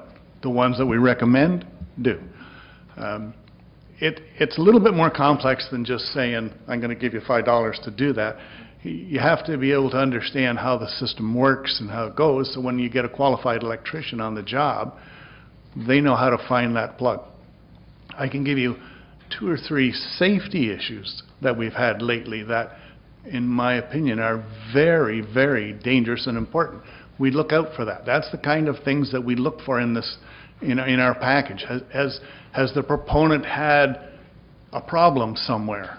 You know, is their credit all paid up? Do they owe the suppliers? Do they have more than one? We require about 3 because we have such a diverse organization here. We could have somebody working at the sports center and they have to be there today because there's an event going on, but we're setting up Swix Island for our big weekend. I have to have somebody there. So we've requested 3, a minimum of 3. 2 or 3 of those proponents that are in here don't have that. They have 1 or 2, and then they have an apprentice. And I love apprentice. They're really helpful and they do a lot, but you can't send them to a job by themselves. So you have to have that electrician. Okay, and thank you for that. So, and I asked you this question actually earlier today, in terms of the breakdown of hours, and you indicated that we don't really have an exact breakdown of hours for electrical services. Is that correct? Correct. So with that, and we've got a budget estimate of about $200,000 annually for electrical services. So we don't know the hours in which we bill or get billed for electrical services. How confident are you that the costs that are shown on the first proponent, ranked number 1, is going to fall within the $200,000 budget when we don't know what the hours are that we're being billed for? We're very confident, and I can explain how. We have about $80,000 to $120,000 worth of electrical work that we require done annually. And that's light fixtures shorting, that kind of thing. We also have upgrade lighting packages. So, for example, we upgraded all the lights at the transit in the garage. So we apply for money from the Viridian Connections and Save on Power, and we get a number back saying, okay, we'll give you 60,000. So now we know that we're up to 180,000. We get a price. If it's 20, we can afford it, we do it. The projects part of it is what makes up the top half. Okay. Okay, thank you. All right. There's an amendment motion on the floor. Please remember what our CEO noted on the different ways of accepting this tender and not accepting it, and repercussions. It's not a tender. Or RFP, sorry.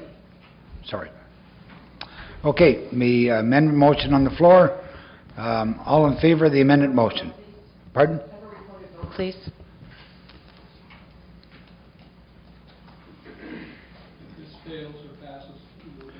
If this fails or passes, if this fails, we'll go to the original motion. Okay? Councillor Thompson? No. Councillor Boyce? No. Councillor Carr? No. Councillor Deniers? No. Councillor Graham? No. Councillor McCaw? Yes. Councillor Miller? No. Councillor Panchar? Yes. Motion fails. Thank you. Now we will refer back to the original motion.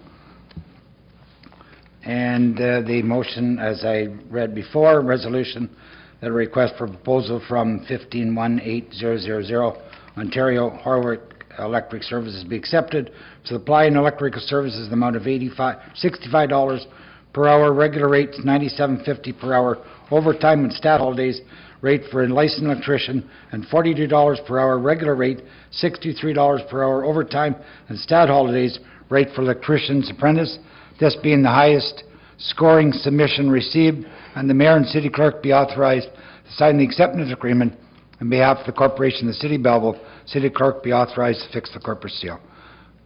All in favor of the motion? Recorded vote again, please. Recorded vote. We need a mover and seconder, sir. Sorry. Councillor Deniers? Councillor Graham?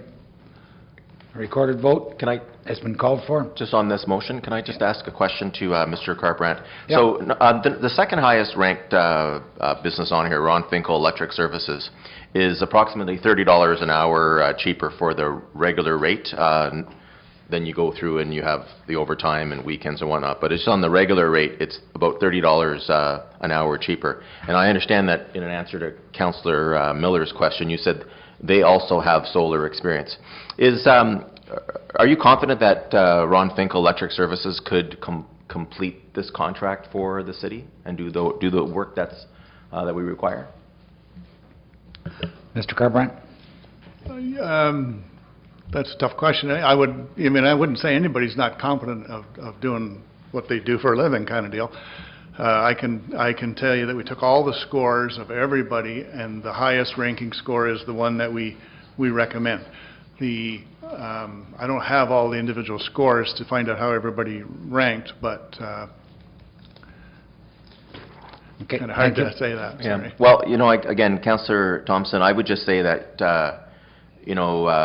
currently right now the motion is to have a company that's working at the regular rate at $65 an hour, and the second highest scored company is at $34.50, which is a considerable difference. On a $200,000 a year budget, we almost have a 50% difference in hourly cost. So, I'll be voting against this motion, and if it should fail, then I would suggest that we go with them. It's according to staff, they're able to do the job and comply with our requirements. Election year or not, I don't understand why we would pay an extra $30 an hour for a company that can do the job for us anyway. So that's what I'll be doing. Okay, recorded vote's been called for.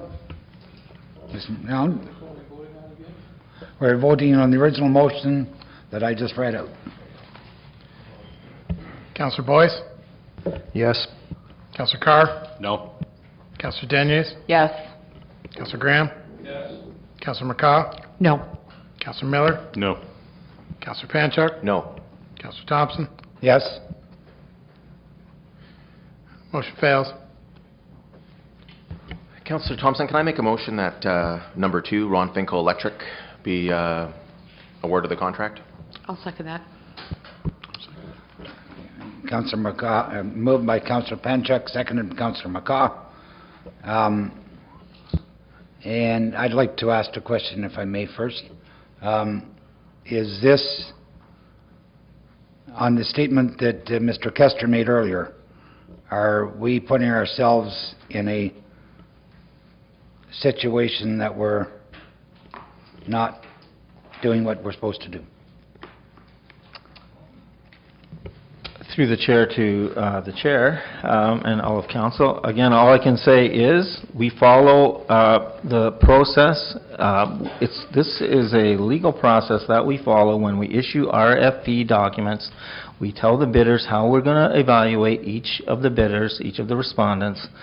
We put together a committee of more than one person who reviews the fine print of each of the proposals, and based on the weighting that's included in the RFP, the evaluation criteria, each of the vendors are assessed against that criteria, and the one that ranks the highest is the one that staff put forward in council's consideration.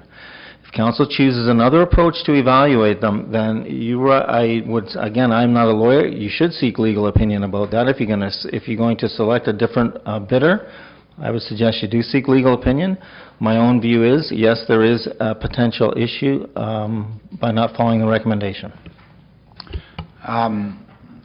With that question, I know I'm supposed to vacate the chair to, but I would like to see this either tabled myself or get back to some way that we go at this to some way of either going back out for retendering and not be in this position.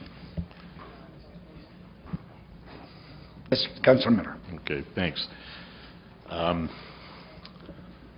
pretty sure over the years that I've sat here that council hasn't 100% gone with staff recommendations when it comes to RFP. And that's the main difference between an RFP and a tender. A tender, you have to go with the lowest price. This isn't a tender, it's a request for proposal, and the winning proposal in the eyes of staff, a subjective process, will then be recommended to council. If we're bound by that recommendation, what's the point of even bringing it here outside of a rubber stamp, and we can save ourselves a lot of time and tabling it over and over and over again if the requirement is to just go with what is recommended. What we don't see, and I have full faith in Mr. Carbrandt and the people who evaluated this, full faith, and the work that they do that goes into it, and I respect that. And if the costs per hour were anywhere close, I would certainly be 100% behind the staff recommendation. What we don't have is the breakdown. And we shouldn't need the breakdown because, again, we go with staff, and I'm almost contradicting myself, but because it's such a wide range in price per hour that it begs the questions. And Ron Finkel Electric's been ranked second. I don't know how close he was to the first ranking because we don't have that. We know on the price side of things, Finkel Electric's a lot cheaper than Horwood Electric. Okay, so they gained points in that respect. In the other aspects of it, were they close? Were they able to suit the city's needs, fill the city's needs? And on those aspects, we don't know because obviously staff make those determinations. We have to respect the fact that we're dealing with a $30.50 per hour difference at the regular rate, and significantly more on overtime, weekends, apprentice, like even the apprentice rate, there's a significant difference of $17 an hour. And I know apprentices are absolutely necessary. They're learning, but I'm not sure why an apprentice for one company is $42 an hour, and the apprentice side of things on another is $25 an hour. And that's where I get stuck, the only area where I get stuck on all of this. I was concerned on the solar capabilities of the second-ranked company, and Mr. Carbrand has said they have experience on the solar side. So if these other companies don't have that experience, then to me, they're not going to be appropriate for what our needs are in this particular respect. The number 2 ranked company has that. I know there are so many other issues, but there's such a cost difference. I can't get behind the company that's ranked first. I've always been under the impression in RFP we have flexibility, council has some flexibility, and I'm pretty sure, as I said at the beginning, over the years, we haven't gone 100% with the staff recommendations. I'm sure along the way that we've had some where we haven't, but if a legal opinion puts council on a safer plateau, then so be it. But I'm going to support the motion that's on the floor right now. Councillor Graham. Thank you. My 4 years in council here, I've seen this council, myself included, flip-flop back and forth, back and forth, back and forth. I'm going to support the motion because we hire people that are subject experts, and they've made this recommendation. And I think we time to get off the merry-go-round and make a decision, whatever decision you decide to go. But we hire these people for a reason, and they've made this recommendation. And Mr. Carbrand, on 2 occasions, the last meeting, this meeting, stood up and told us why they made the choice they had. That's good enough for me. And as far as the $30 an hour or something like that, you're right, Jack, it is a lot of money. But I've seen this council over the years spend money more than that in our decision making. So I'm asking this council to consider the first one, or the Horwoods, or whatever they are, and let's give our staff members the credit they deserve. And again, he has stood up twice. Mr. Carbrand has stood up twice, 2 different meetings, and told us why they chose the winner that they did. And I'm going to go, excuse me, I'm going to go by that. Councillor McCaw. I'm just going to ask for another recorded vote. Thank you. Yeah. Before we go to a vote, Mr. Carbrand, the price difference was quite adamant about. A lot of it was equipment rental. And again, we're not totally scoring on that. But if we go with Mr. Finkel, which is a great electrical service company in the city, does he have that equipment to save us, that we don't have to go out and rent equipment? To the chair, I don't believe so. I don't have all of the tenders or RFPs with me. I don't know if I have a score that shows that or not. I don't believe they do. I took it the way you wrote the report, that the hardwood was one of the only ones with that type of equipment, and the rest we would have to be renting from, which makes up some of the difference in the total cost of your electrical service for the year. Correct. If I can just add one more thing to kind of let you know where we are. The last time I stood up here and recommended the DK fellow, the 2 other proponents, they were nip and tuck. They were very close. 2 of the other ones, other than DK Electric, reinvested that money that we paid and other people paid in equipment. That propelled both of those people further ahead. So they knew what they need to provide us service, other factories, other companies that they deal with. They know what's needed in the market, and they've reinvested in their company. So they're all very close originally, and some are pulling ahead. There's no doubt about it. Some have more capability, that's what we need. Some have more equipment, that's what we need. I mean, it's the same. That's how we come up with the scoring. That's how we voted for each one. Thank you. Councillor Carr. Thank you, Mr. Chair. And I certainly echo the comments of Councillor Miller. You know, we're looking at price, and that is one factor that we need to consider in here, and it's not a tender, so we're not bound to the same degree. And I understand that staff have been back a few times, but every time staff have either come back with a report or at the podium, they provided more information. The first report didn't even have a breakdown of costs. The second report actually did. So that's helpful in terms of seeing where we're going. I would hope through this exercise that staff are making a note that when we're contracting things out on an hourly rate, perhaps maybe we should start tracking those hours. I know from a performance measurement perspective, that's probably a good idea. And obviously you can see the value in terms of how it impacts back on RFPs and then back on a budget. So it makes sense that we're measuring this stuff. And the fact that we're not measuring it or not having our contractor provide it to us in order to measure it is somewhat concerning, that we're not quite sure what those hours are. We're billing them out, and at the end of the year, we're falling within the budget, but we really have no idea until we really get there. And that's a little concerning to me. So I think this has been a good exercise. You know, it's been a little bit of a prolonged one, but you know, let's face it, we're here to do a job, and if it takes a few hours or a few meetings to make that happen, then that's what we're going to do. I certainly will support the motion on the floor. I think, you know, I know solar was talked about as a positive. I know that a lot of the solar stuff that we've implemented here is relatively new, and I believe there's a warranty to it, and with that comes warranty work and things of that nature that may not fall under this hourly rate. So I think we'll be well served by the motion on the floor. Councillor Boyce? Just really quickly to Joel. Joel, can you recall how close first and second were? I know in terms of, if we look at costing, there's probably 10 points one would have received. One was second lowest in terms of cost, so they would have got 25 points. And then the other one would have got 15 points. Do you know how close they were in terms of other things? I mean, when it comes down to it, experience, and was the issue assigned staff experience? Mr. Carbrandt? Through the chair to Councillor Boyce, I believe they were very close. Okay, and so with that being said, I think that's what we were all looking for. I'll certainly support the second one.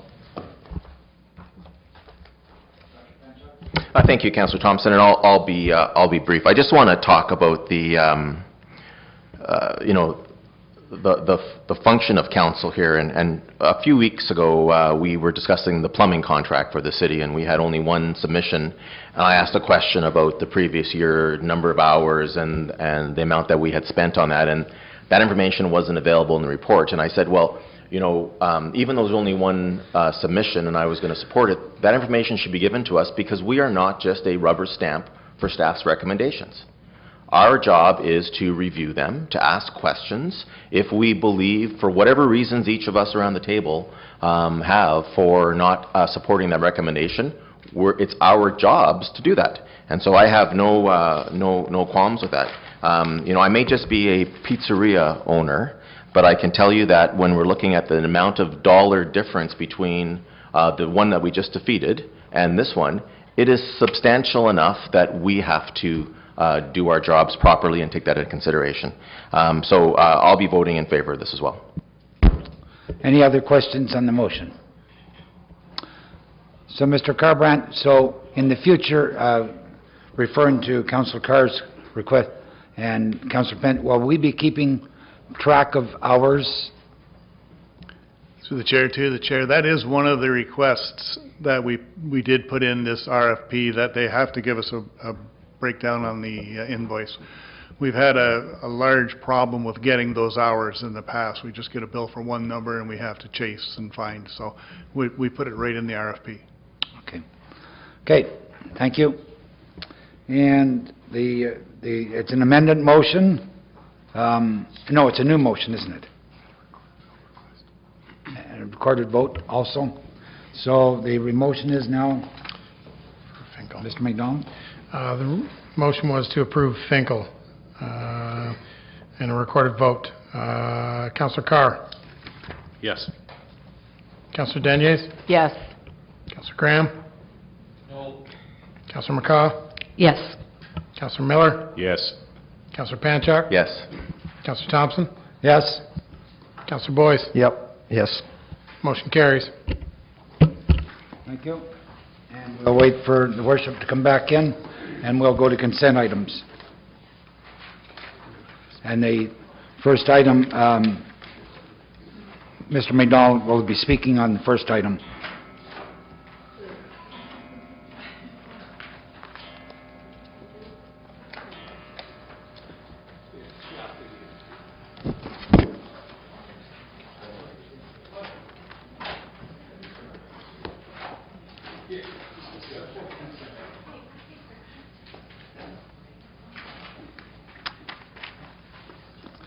Okay, council may adopt consent items by one motion, but prior to its consideration of such motions, members may request that specific items be removed from consideration under such motion, and council will consider such items individually. Item number 8B1, Mr. McDonald wants to speak on. Before we pull any items, Director Beauvais just reminded me, 8B1 should not have appeared in the agenda for consideration. There's a mandatory wait period before that application comes back to council from PAC. So please disregard it. It will appear in the August 27th meeting, if I'm not mistaken. Okay, Councillor McCaw? Just a quick 8B2. Councillor Boyce? Councillor Diniz? No, thank you. Councillor Miller? No, thank you. Your worship? No, I'm good, thank you. Councillor Graham? No, thank you. Councillor Carr? No, thank you. Councillor Panchuk? 8B8, please. We need a motion to receive the rest, except for 8B2 and 8B8. Councillor Miller, Councillor Diniz, all in favor? Carried. 8B8, 2, contract ENG 2018-18, pavement marking and signage for the 2018 bicycle lanes and routes.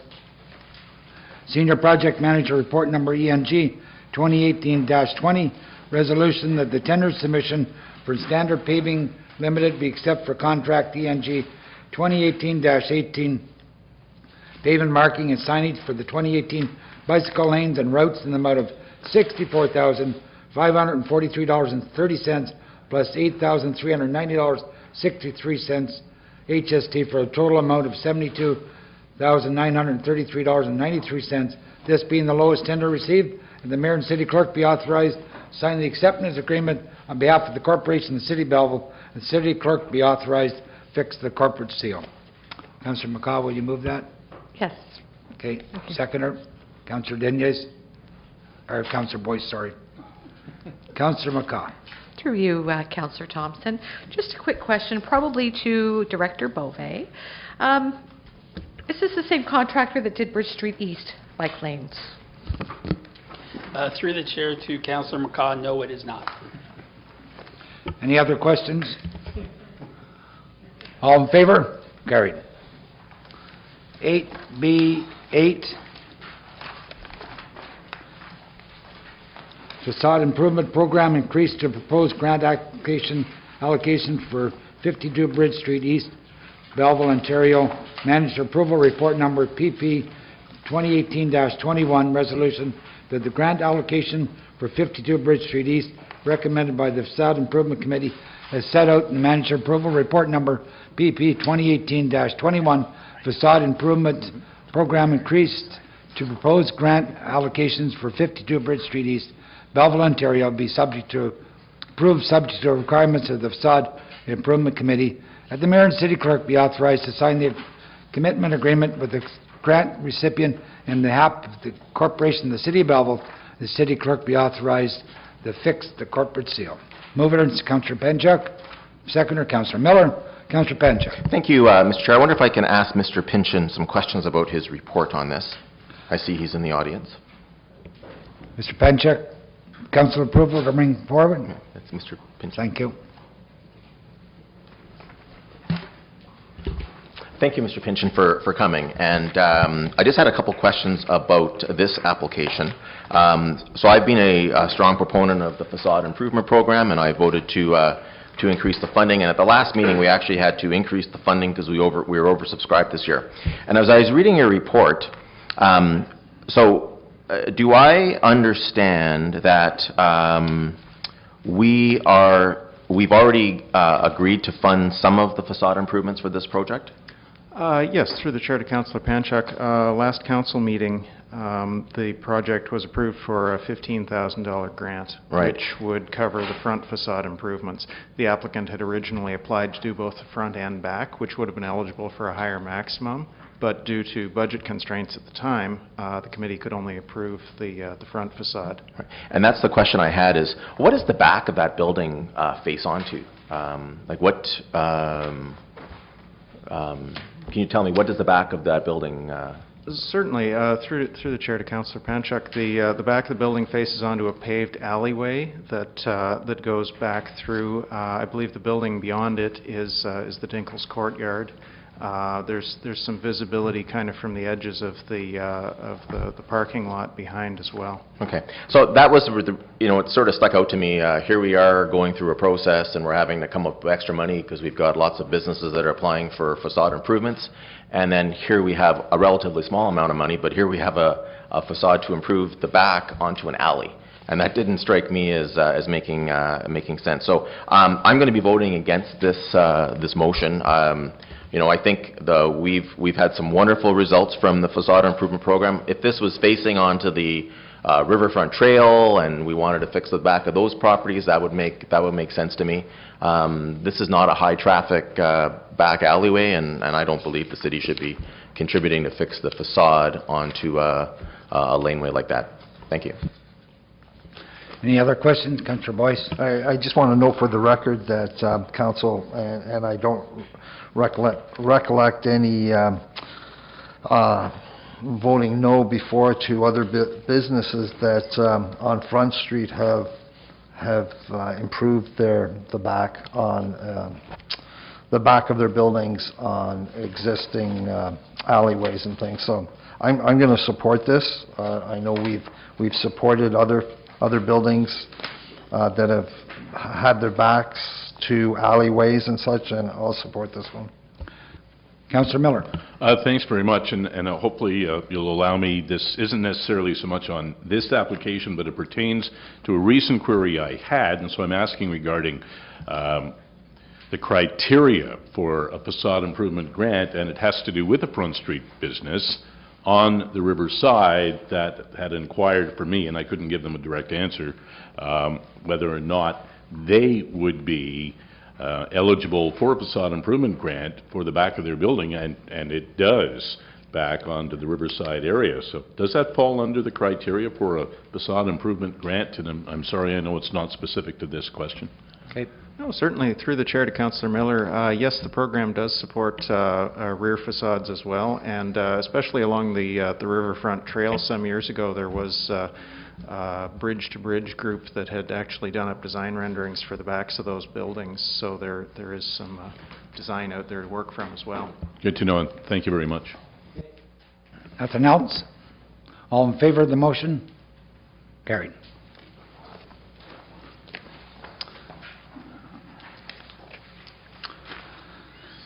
Council information matters. The council may adopt consent items by one motion, but prior to consideration of such motions, members may request specific items be removed from consideration under such motion. The council shall consider such items individually. Councillor Graham's not. Councillor Carr? No, thank you. Councillor Panchuk? No, thank you. Councillor McCaw? No, thank you. Councillor Boyce? No, thanks. Councillor Denyeau? No, thanks. Councillor Miller? No, thank you. Your worship? No, I'm good. Excuse me. No, I'm good, thanks. So can we have a motion to receive item 8C1 and 8C2? Councillor Denyeau, Councillor Boyce, all in favor? Carried. Thank you. Motion to rise and report?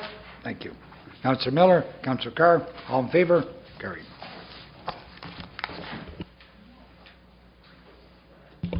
Thank you very much, Councillor Thompson. Great job. Okay, we're in the home stretch here. Item number 9, the bylaws. First reading of the bylaw. First reading of the bylaws. If it's consent, I'll just read the numbers. We have 2018-102, 2018-103, 2018-104, 105, 105, 106, 107, 108. I was just going slow to the clerk, just in case what we pulled out, it wasn't in a bylaw, correct, sir? Okay, thank you. So I read those correctly. I get a mover for the first reading of the bylaws? Councillor Carr, second by Councillor Panchak. All in favor? That's carried, thank you. Second reading of the bylaws, 2018-82, which is the property standards bylaw. 2018-102, 103, 104, 105, 106, 107, and 108. Second reading of the bylaws, moved by Councillor Miller, second by Councillor Deniers. Discussion? Councillor Carr, sorry. Thank you, Mayor Christopher, and I'm going to just discuss 2018-82, the property standards bylaw. And actually, I'd like to move an amending motion, if I could, on the bylaw under section 3.2.5.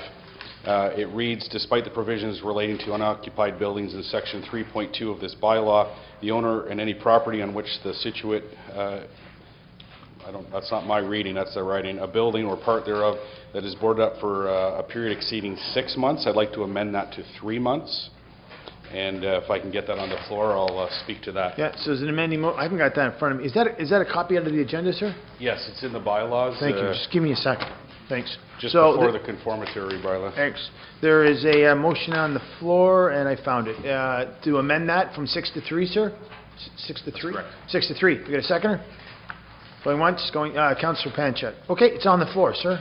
It's all yours. Thank you, Mayor Christopher. And first of all, this property standards bylaw went out through planning advisory. I was advised by the clerk that it was also sent out to a larger audience of vested interest individuals, and from what I understand, there's been no comments back.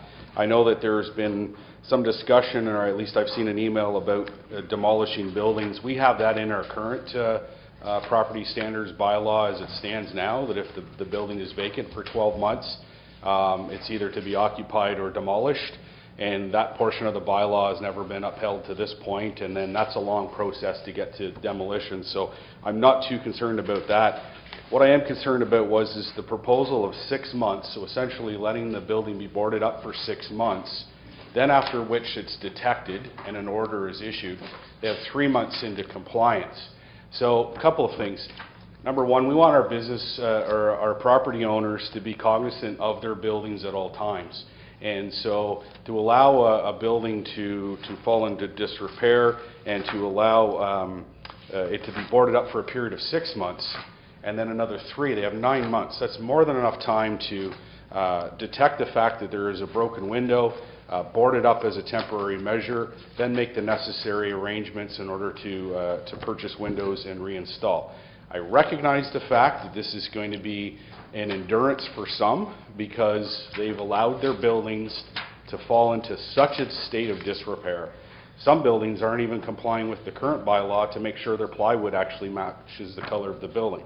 And if you drive down Station Street, you'll see a nice one that looks a plaid of many colors. And that's a disgrace, and that has to stop. And the only way it's going to stop is if this council, this city, sends that message out there that you need to fix your buildings and get them occupied. So I think, quite frankly, that a boarded up period for 3 months, allowing for another 3 months, that gives you half a year as a building owner to fix your property. And if you aren't doing it in that period of time, then quite frankly, you're not going to do it at all. Yeah, good comment. Any more on the motion? Councillor Panchak. Thank you. I'm happy to second that motion. I just want to speak on this, and I want to speak on it on the side of property owners who maintain their buildings, take pride in their properties, and do their very best to keep it in a good state of repair and presentation. I have been surprised this term by the number of calls I get regarding property standards and people concerned about the state of other properties in their neighborhood, and I have worked with Mr. Marisek and staff in his department, and they are doing a very good job going out and trying to mediate situations. But by and large, they're identifying houses or buildings or in some cases auxiliary buildings on people's property that have been allowed to deteriorate. And the number of issues that cause from additional crime, because, you know, Councillor Carr early in our term spoke about the broken window syndrome, that when a window was allowed to be broken it leads to people not thinking it's important to maintain things, and it deteriorates and you end up having more problems in your neighborhood. But I've also found out about the fact that when people aren't keeping their buildings in a good state of repair, then they have unauthorized access into those buildings. People are going in, they are doing activities which are dangerous, and then we require the police to get involved. And then they're storing materials that are sometimes not safe. Or animals are getting in and then causing a problem in the neighborhood and for everyone else. So, I look at this from the eye of the property owner who is diligent and hardworking, and there's more than enough time, even with this amendment, for people to deal with broken doors or broken windows, because I think this is what we're really talking about in those situations, and I think this is fair. And if someone really doesn't want to replace their boarded up windows and doorways, then I think they need to take a look at whether or not they want to be in the ownership business of that property. Councillor Boyce. Thank you, Your Worship, and I certainly support the 3 months, but I just want to find out procedurally, we advertise a certain bylaw that goes out for comment, and then we come back and we say, okay, we're going to change it. And I just want to know procedurally and perhaps legally, can we do that in the municipality? Yeah, go ahead, sir. Through the chair to Councillor Boyce and all of council. As far as I know, there was no requirement for a bylaw of this nature to go out for public comment in the first place. It's not a statutory requirement. So you chose to put it out for public comment, and as far as I know, there was no public feedback. So legally, yes, you can do it. If you choose to make an amendment tonight and go from 6 months to 3 months, you can. There would be no requirement to go out again. You could, or you cannot, if you choose to. Okay, Councillor Miller, I saw your hand, sir. Yeah, thanks. My question was just asked by Councillor Boyce. That was the same question I had too. Okay, so we have the amending, we have 2018-82 as amended, and then 2018-102, 103, 104, 105, 106, 107, 108. Did I get a first and seconder, sir? I did. Thank you. I'll do it individually? Okay, so 2018-18 as amended, moved by, I had a mover by Councillor Carr and I had a seconder? 82. Did I say one? I'm sorry. It's okay. You should see my notes. Okay, I'll call the question. All in favor? All opposed? It's carried. And then the following in the second reading, 102, 103, 104, 105, 106, 107, 108. Did I have a mover there? I did. All in favor? Thank you. And the third reading, do I do 2018-82 as amended? Okay, so I'll read it as amended, and then 2018-102, 103, 104, 105, 106, 107, 108. Third reading of the bylaws. Moved by Councillor Miller, second by Councillor Deniers. All in favor? Thank you. That's carried. Any new business? Any motions? Notice of motion? Oh, I'm sorry. Councillor Carr? Thank you, Mayor Christopher. I'm actually back at new business. I just didn't get my hand up fast enough. New business. You're up. I'm in a bad line of sight here. So I alluded to it earlier, actually, under the debate. But I think it's prudent, the fact that I know that as members of council, we are going to get questions tomorrow, the next day, and beyond about some of the cost increase with the police headquarters.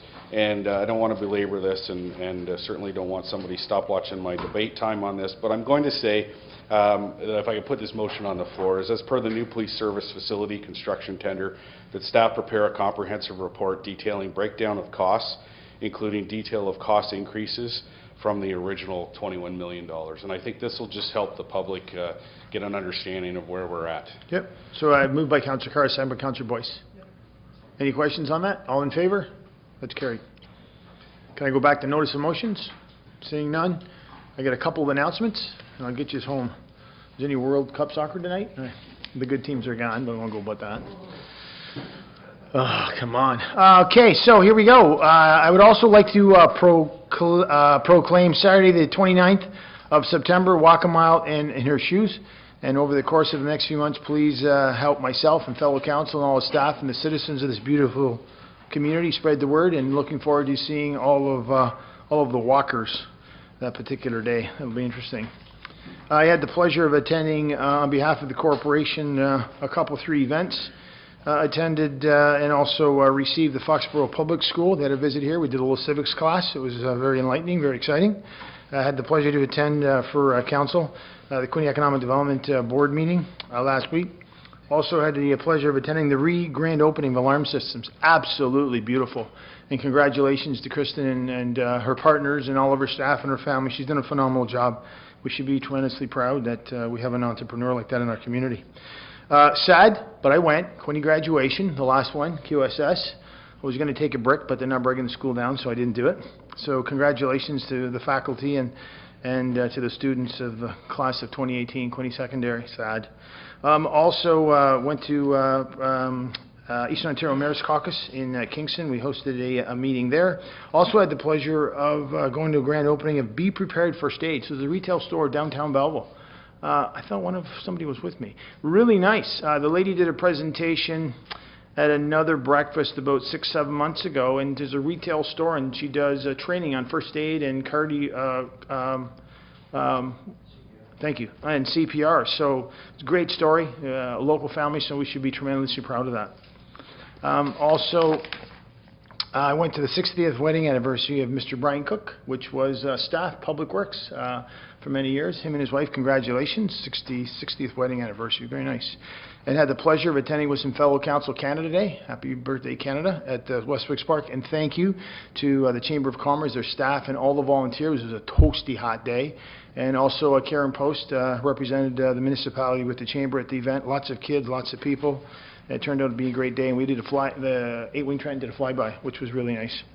And also had the pleasure today to have lunch at the Glenmore Volunteer Picnic. Councillor Boyce and Councillor Thompson were with me, and congratulations to Rona and all of her staff and all the volunteers that turned that national flower in our community and make it #1, so we're tremendously proud of that.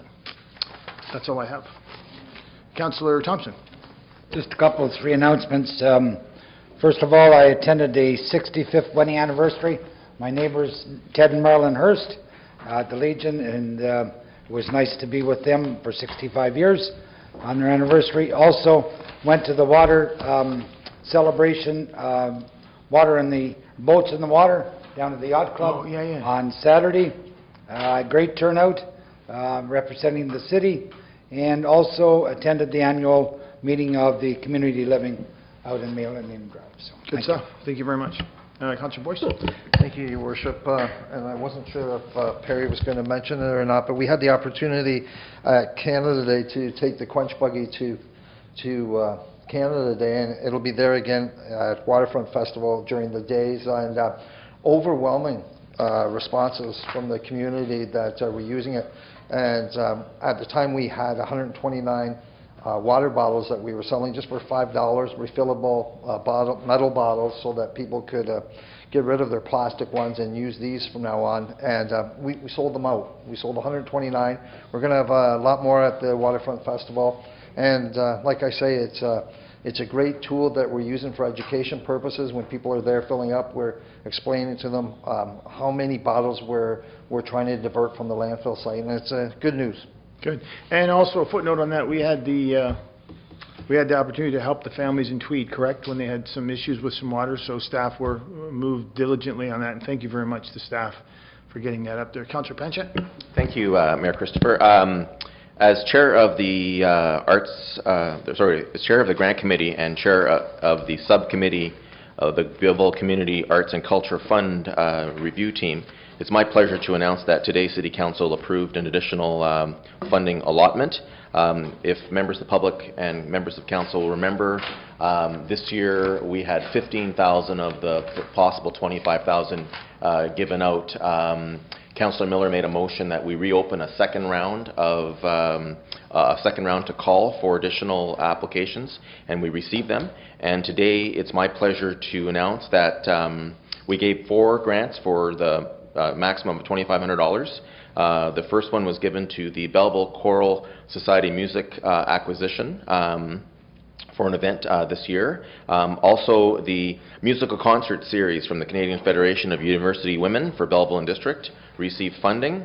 The Family Art Fest event at Zwick's Park, which has already occurred, but offered by Quinte Symphony, was approved. And lastly, the Belleville Theatre Guild's entry in the One Act Festival was also approved for that amount. I would just like to take a moment to say thank you to our treasurer as well as Jennifer Knight in his office for reassembling. This is normally a once-a-year process, but we got them back. And then in order to get this application or get these recommendations to council for today and not have to wait until the end of August, we did have to interrupt some schedules, and they were great. I also would like to thank Mary Lynn Morgan from the Hastings County Historical Society, Susan Holland, the curator at the Belleville Public Library, Rona Rustage, the curator from the Glanmore National Historic Site, Amanda Hill, our municipal archivist, and Donna Knutson from the Belleville Art Association. They're members of the review team along with me, and they came back on fairly short notice in order to be able to consider these applications, forward them to the grant committee, and I appreciate the grant committee forwarding to council today. So we are fully subscribed this year for that fund, and you will see application coming from the grant committee for the additional amounts for the casino funds shortly, but I just wanted to announce that today and thank everyone for their involvement with it. Thank you. Anybody else? Item number 14, confirmatory bylaw, that bylaw 2018-109, that a bylaw to confirm the proceedings of council held meeting today, July the 9th, 2018, be read first, second, third time. Moved by Councillor Graham, second by Councillor Carr. All in favor? That's carried. Motion to adjourn, moved by Councillor Graham, second by Councillor Carr. All in favor? That's carried. Have a safe evening. Enjoy the sunshine. Don't burden the burgers.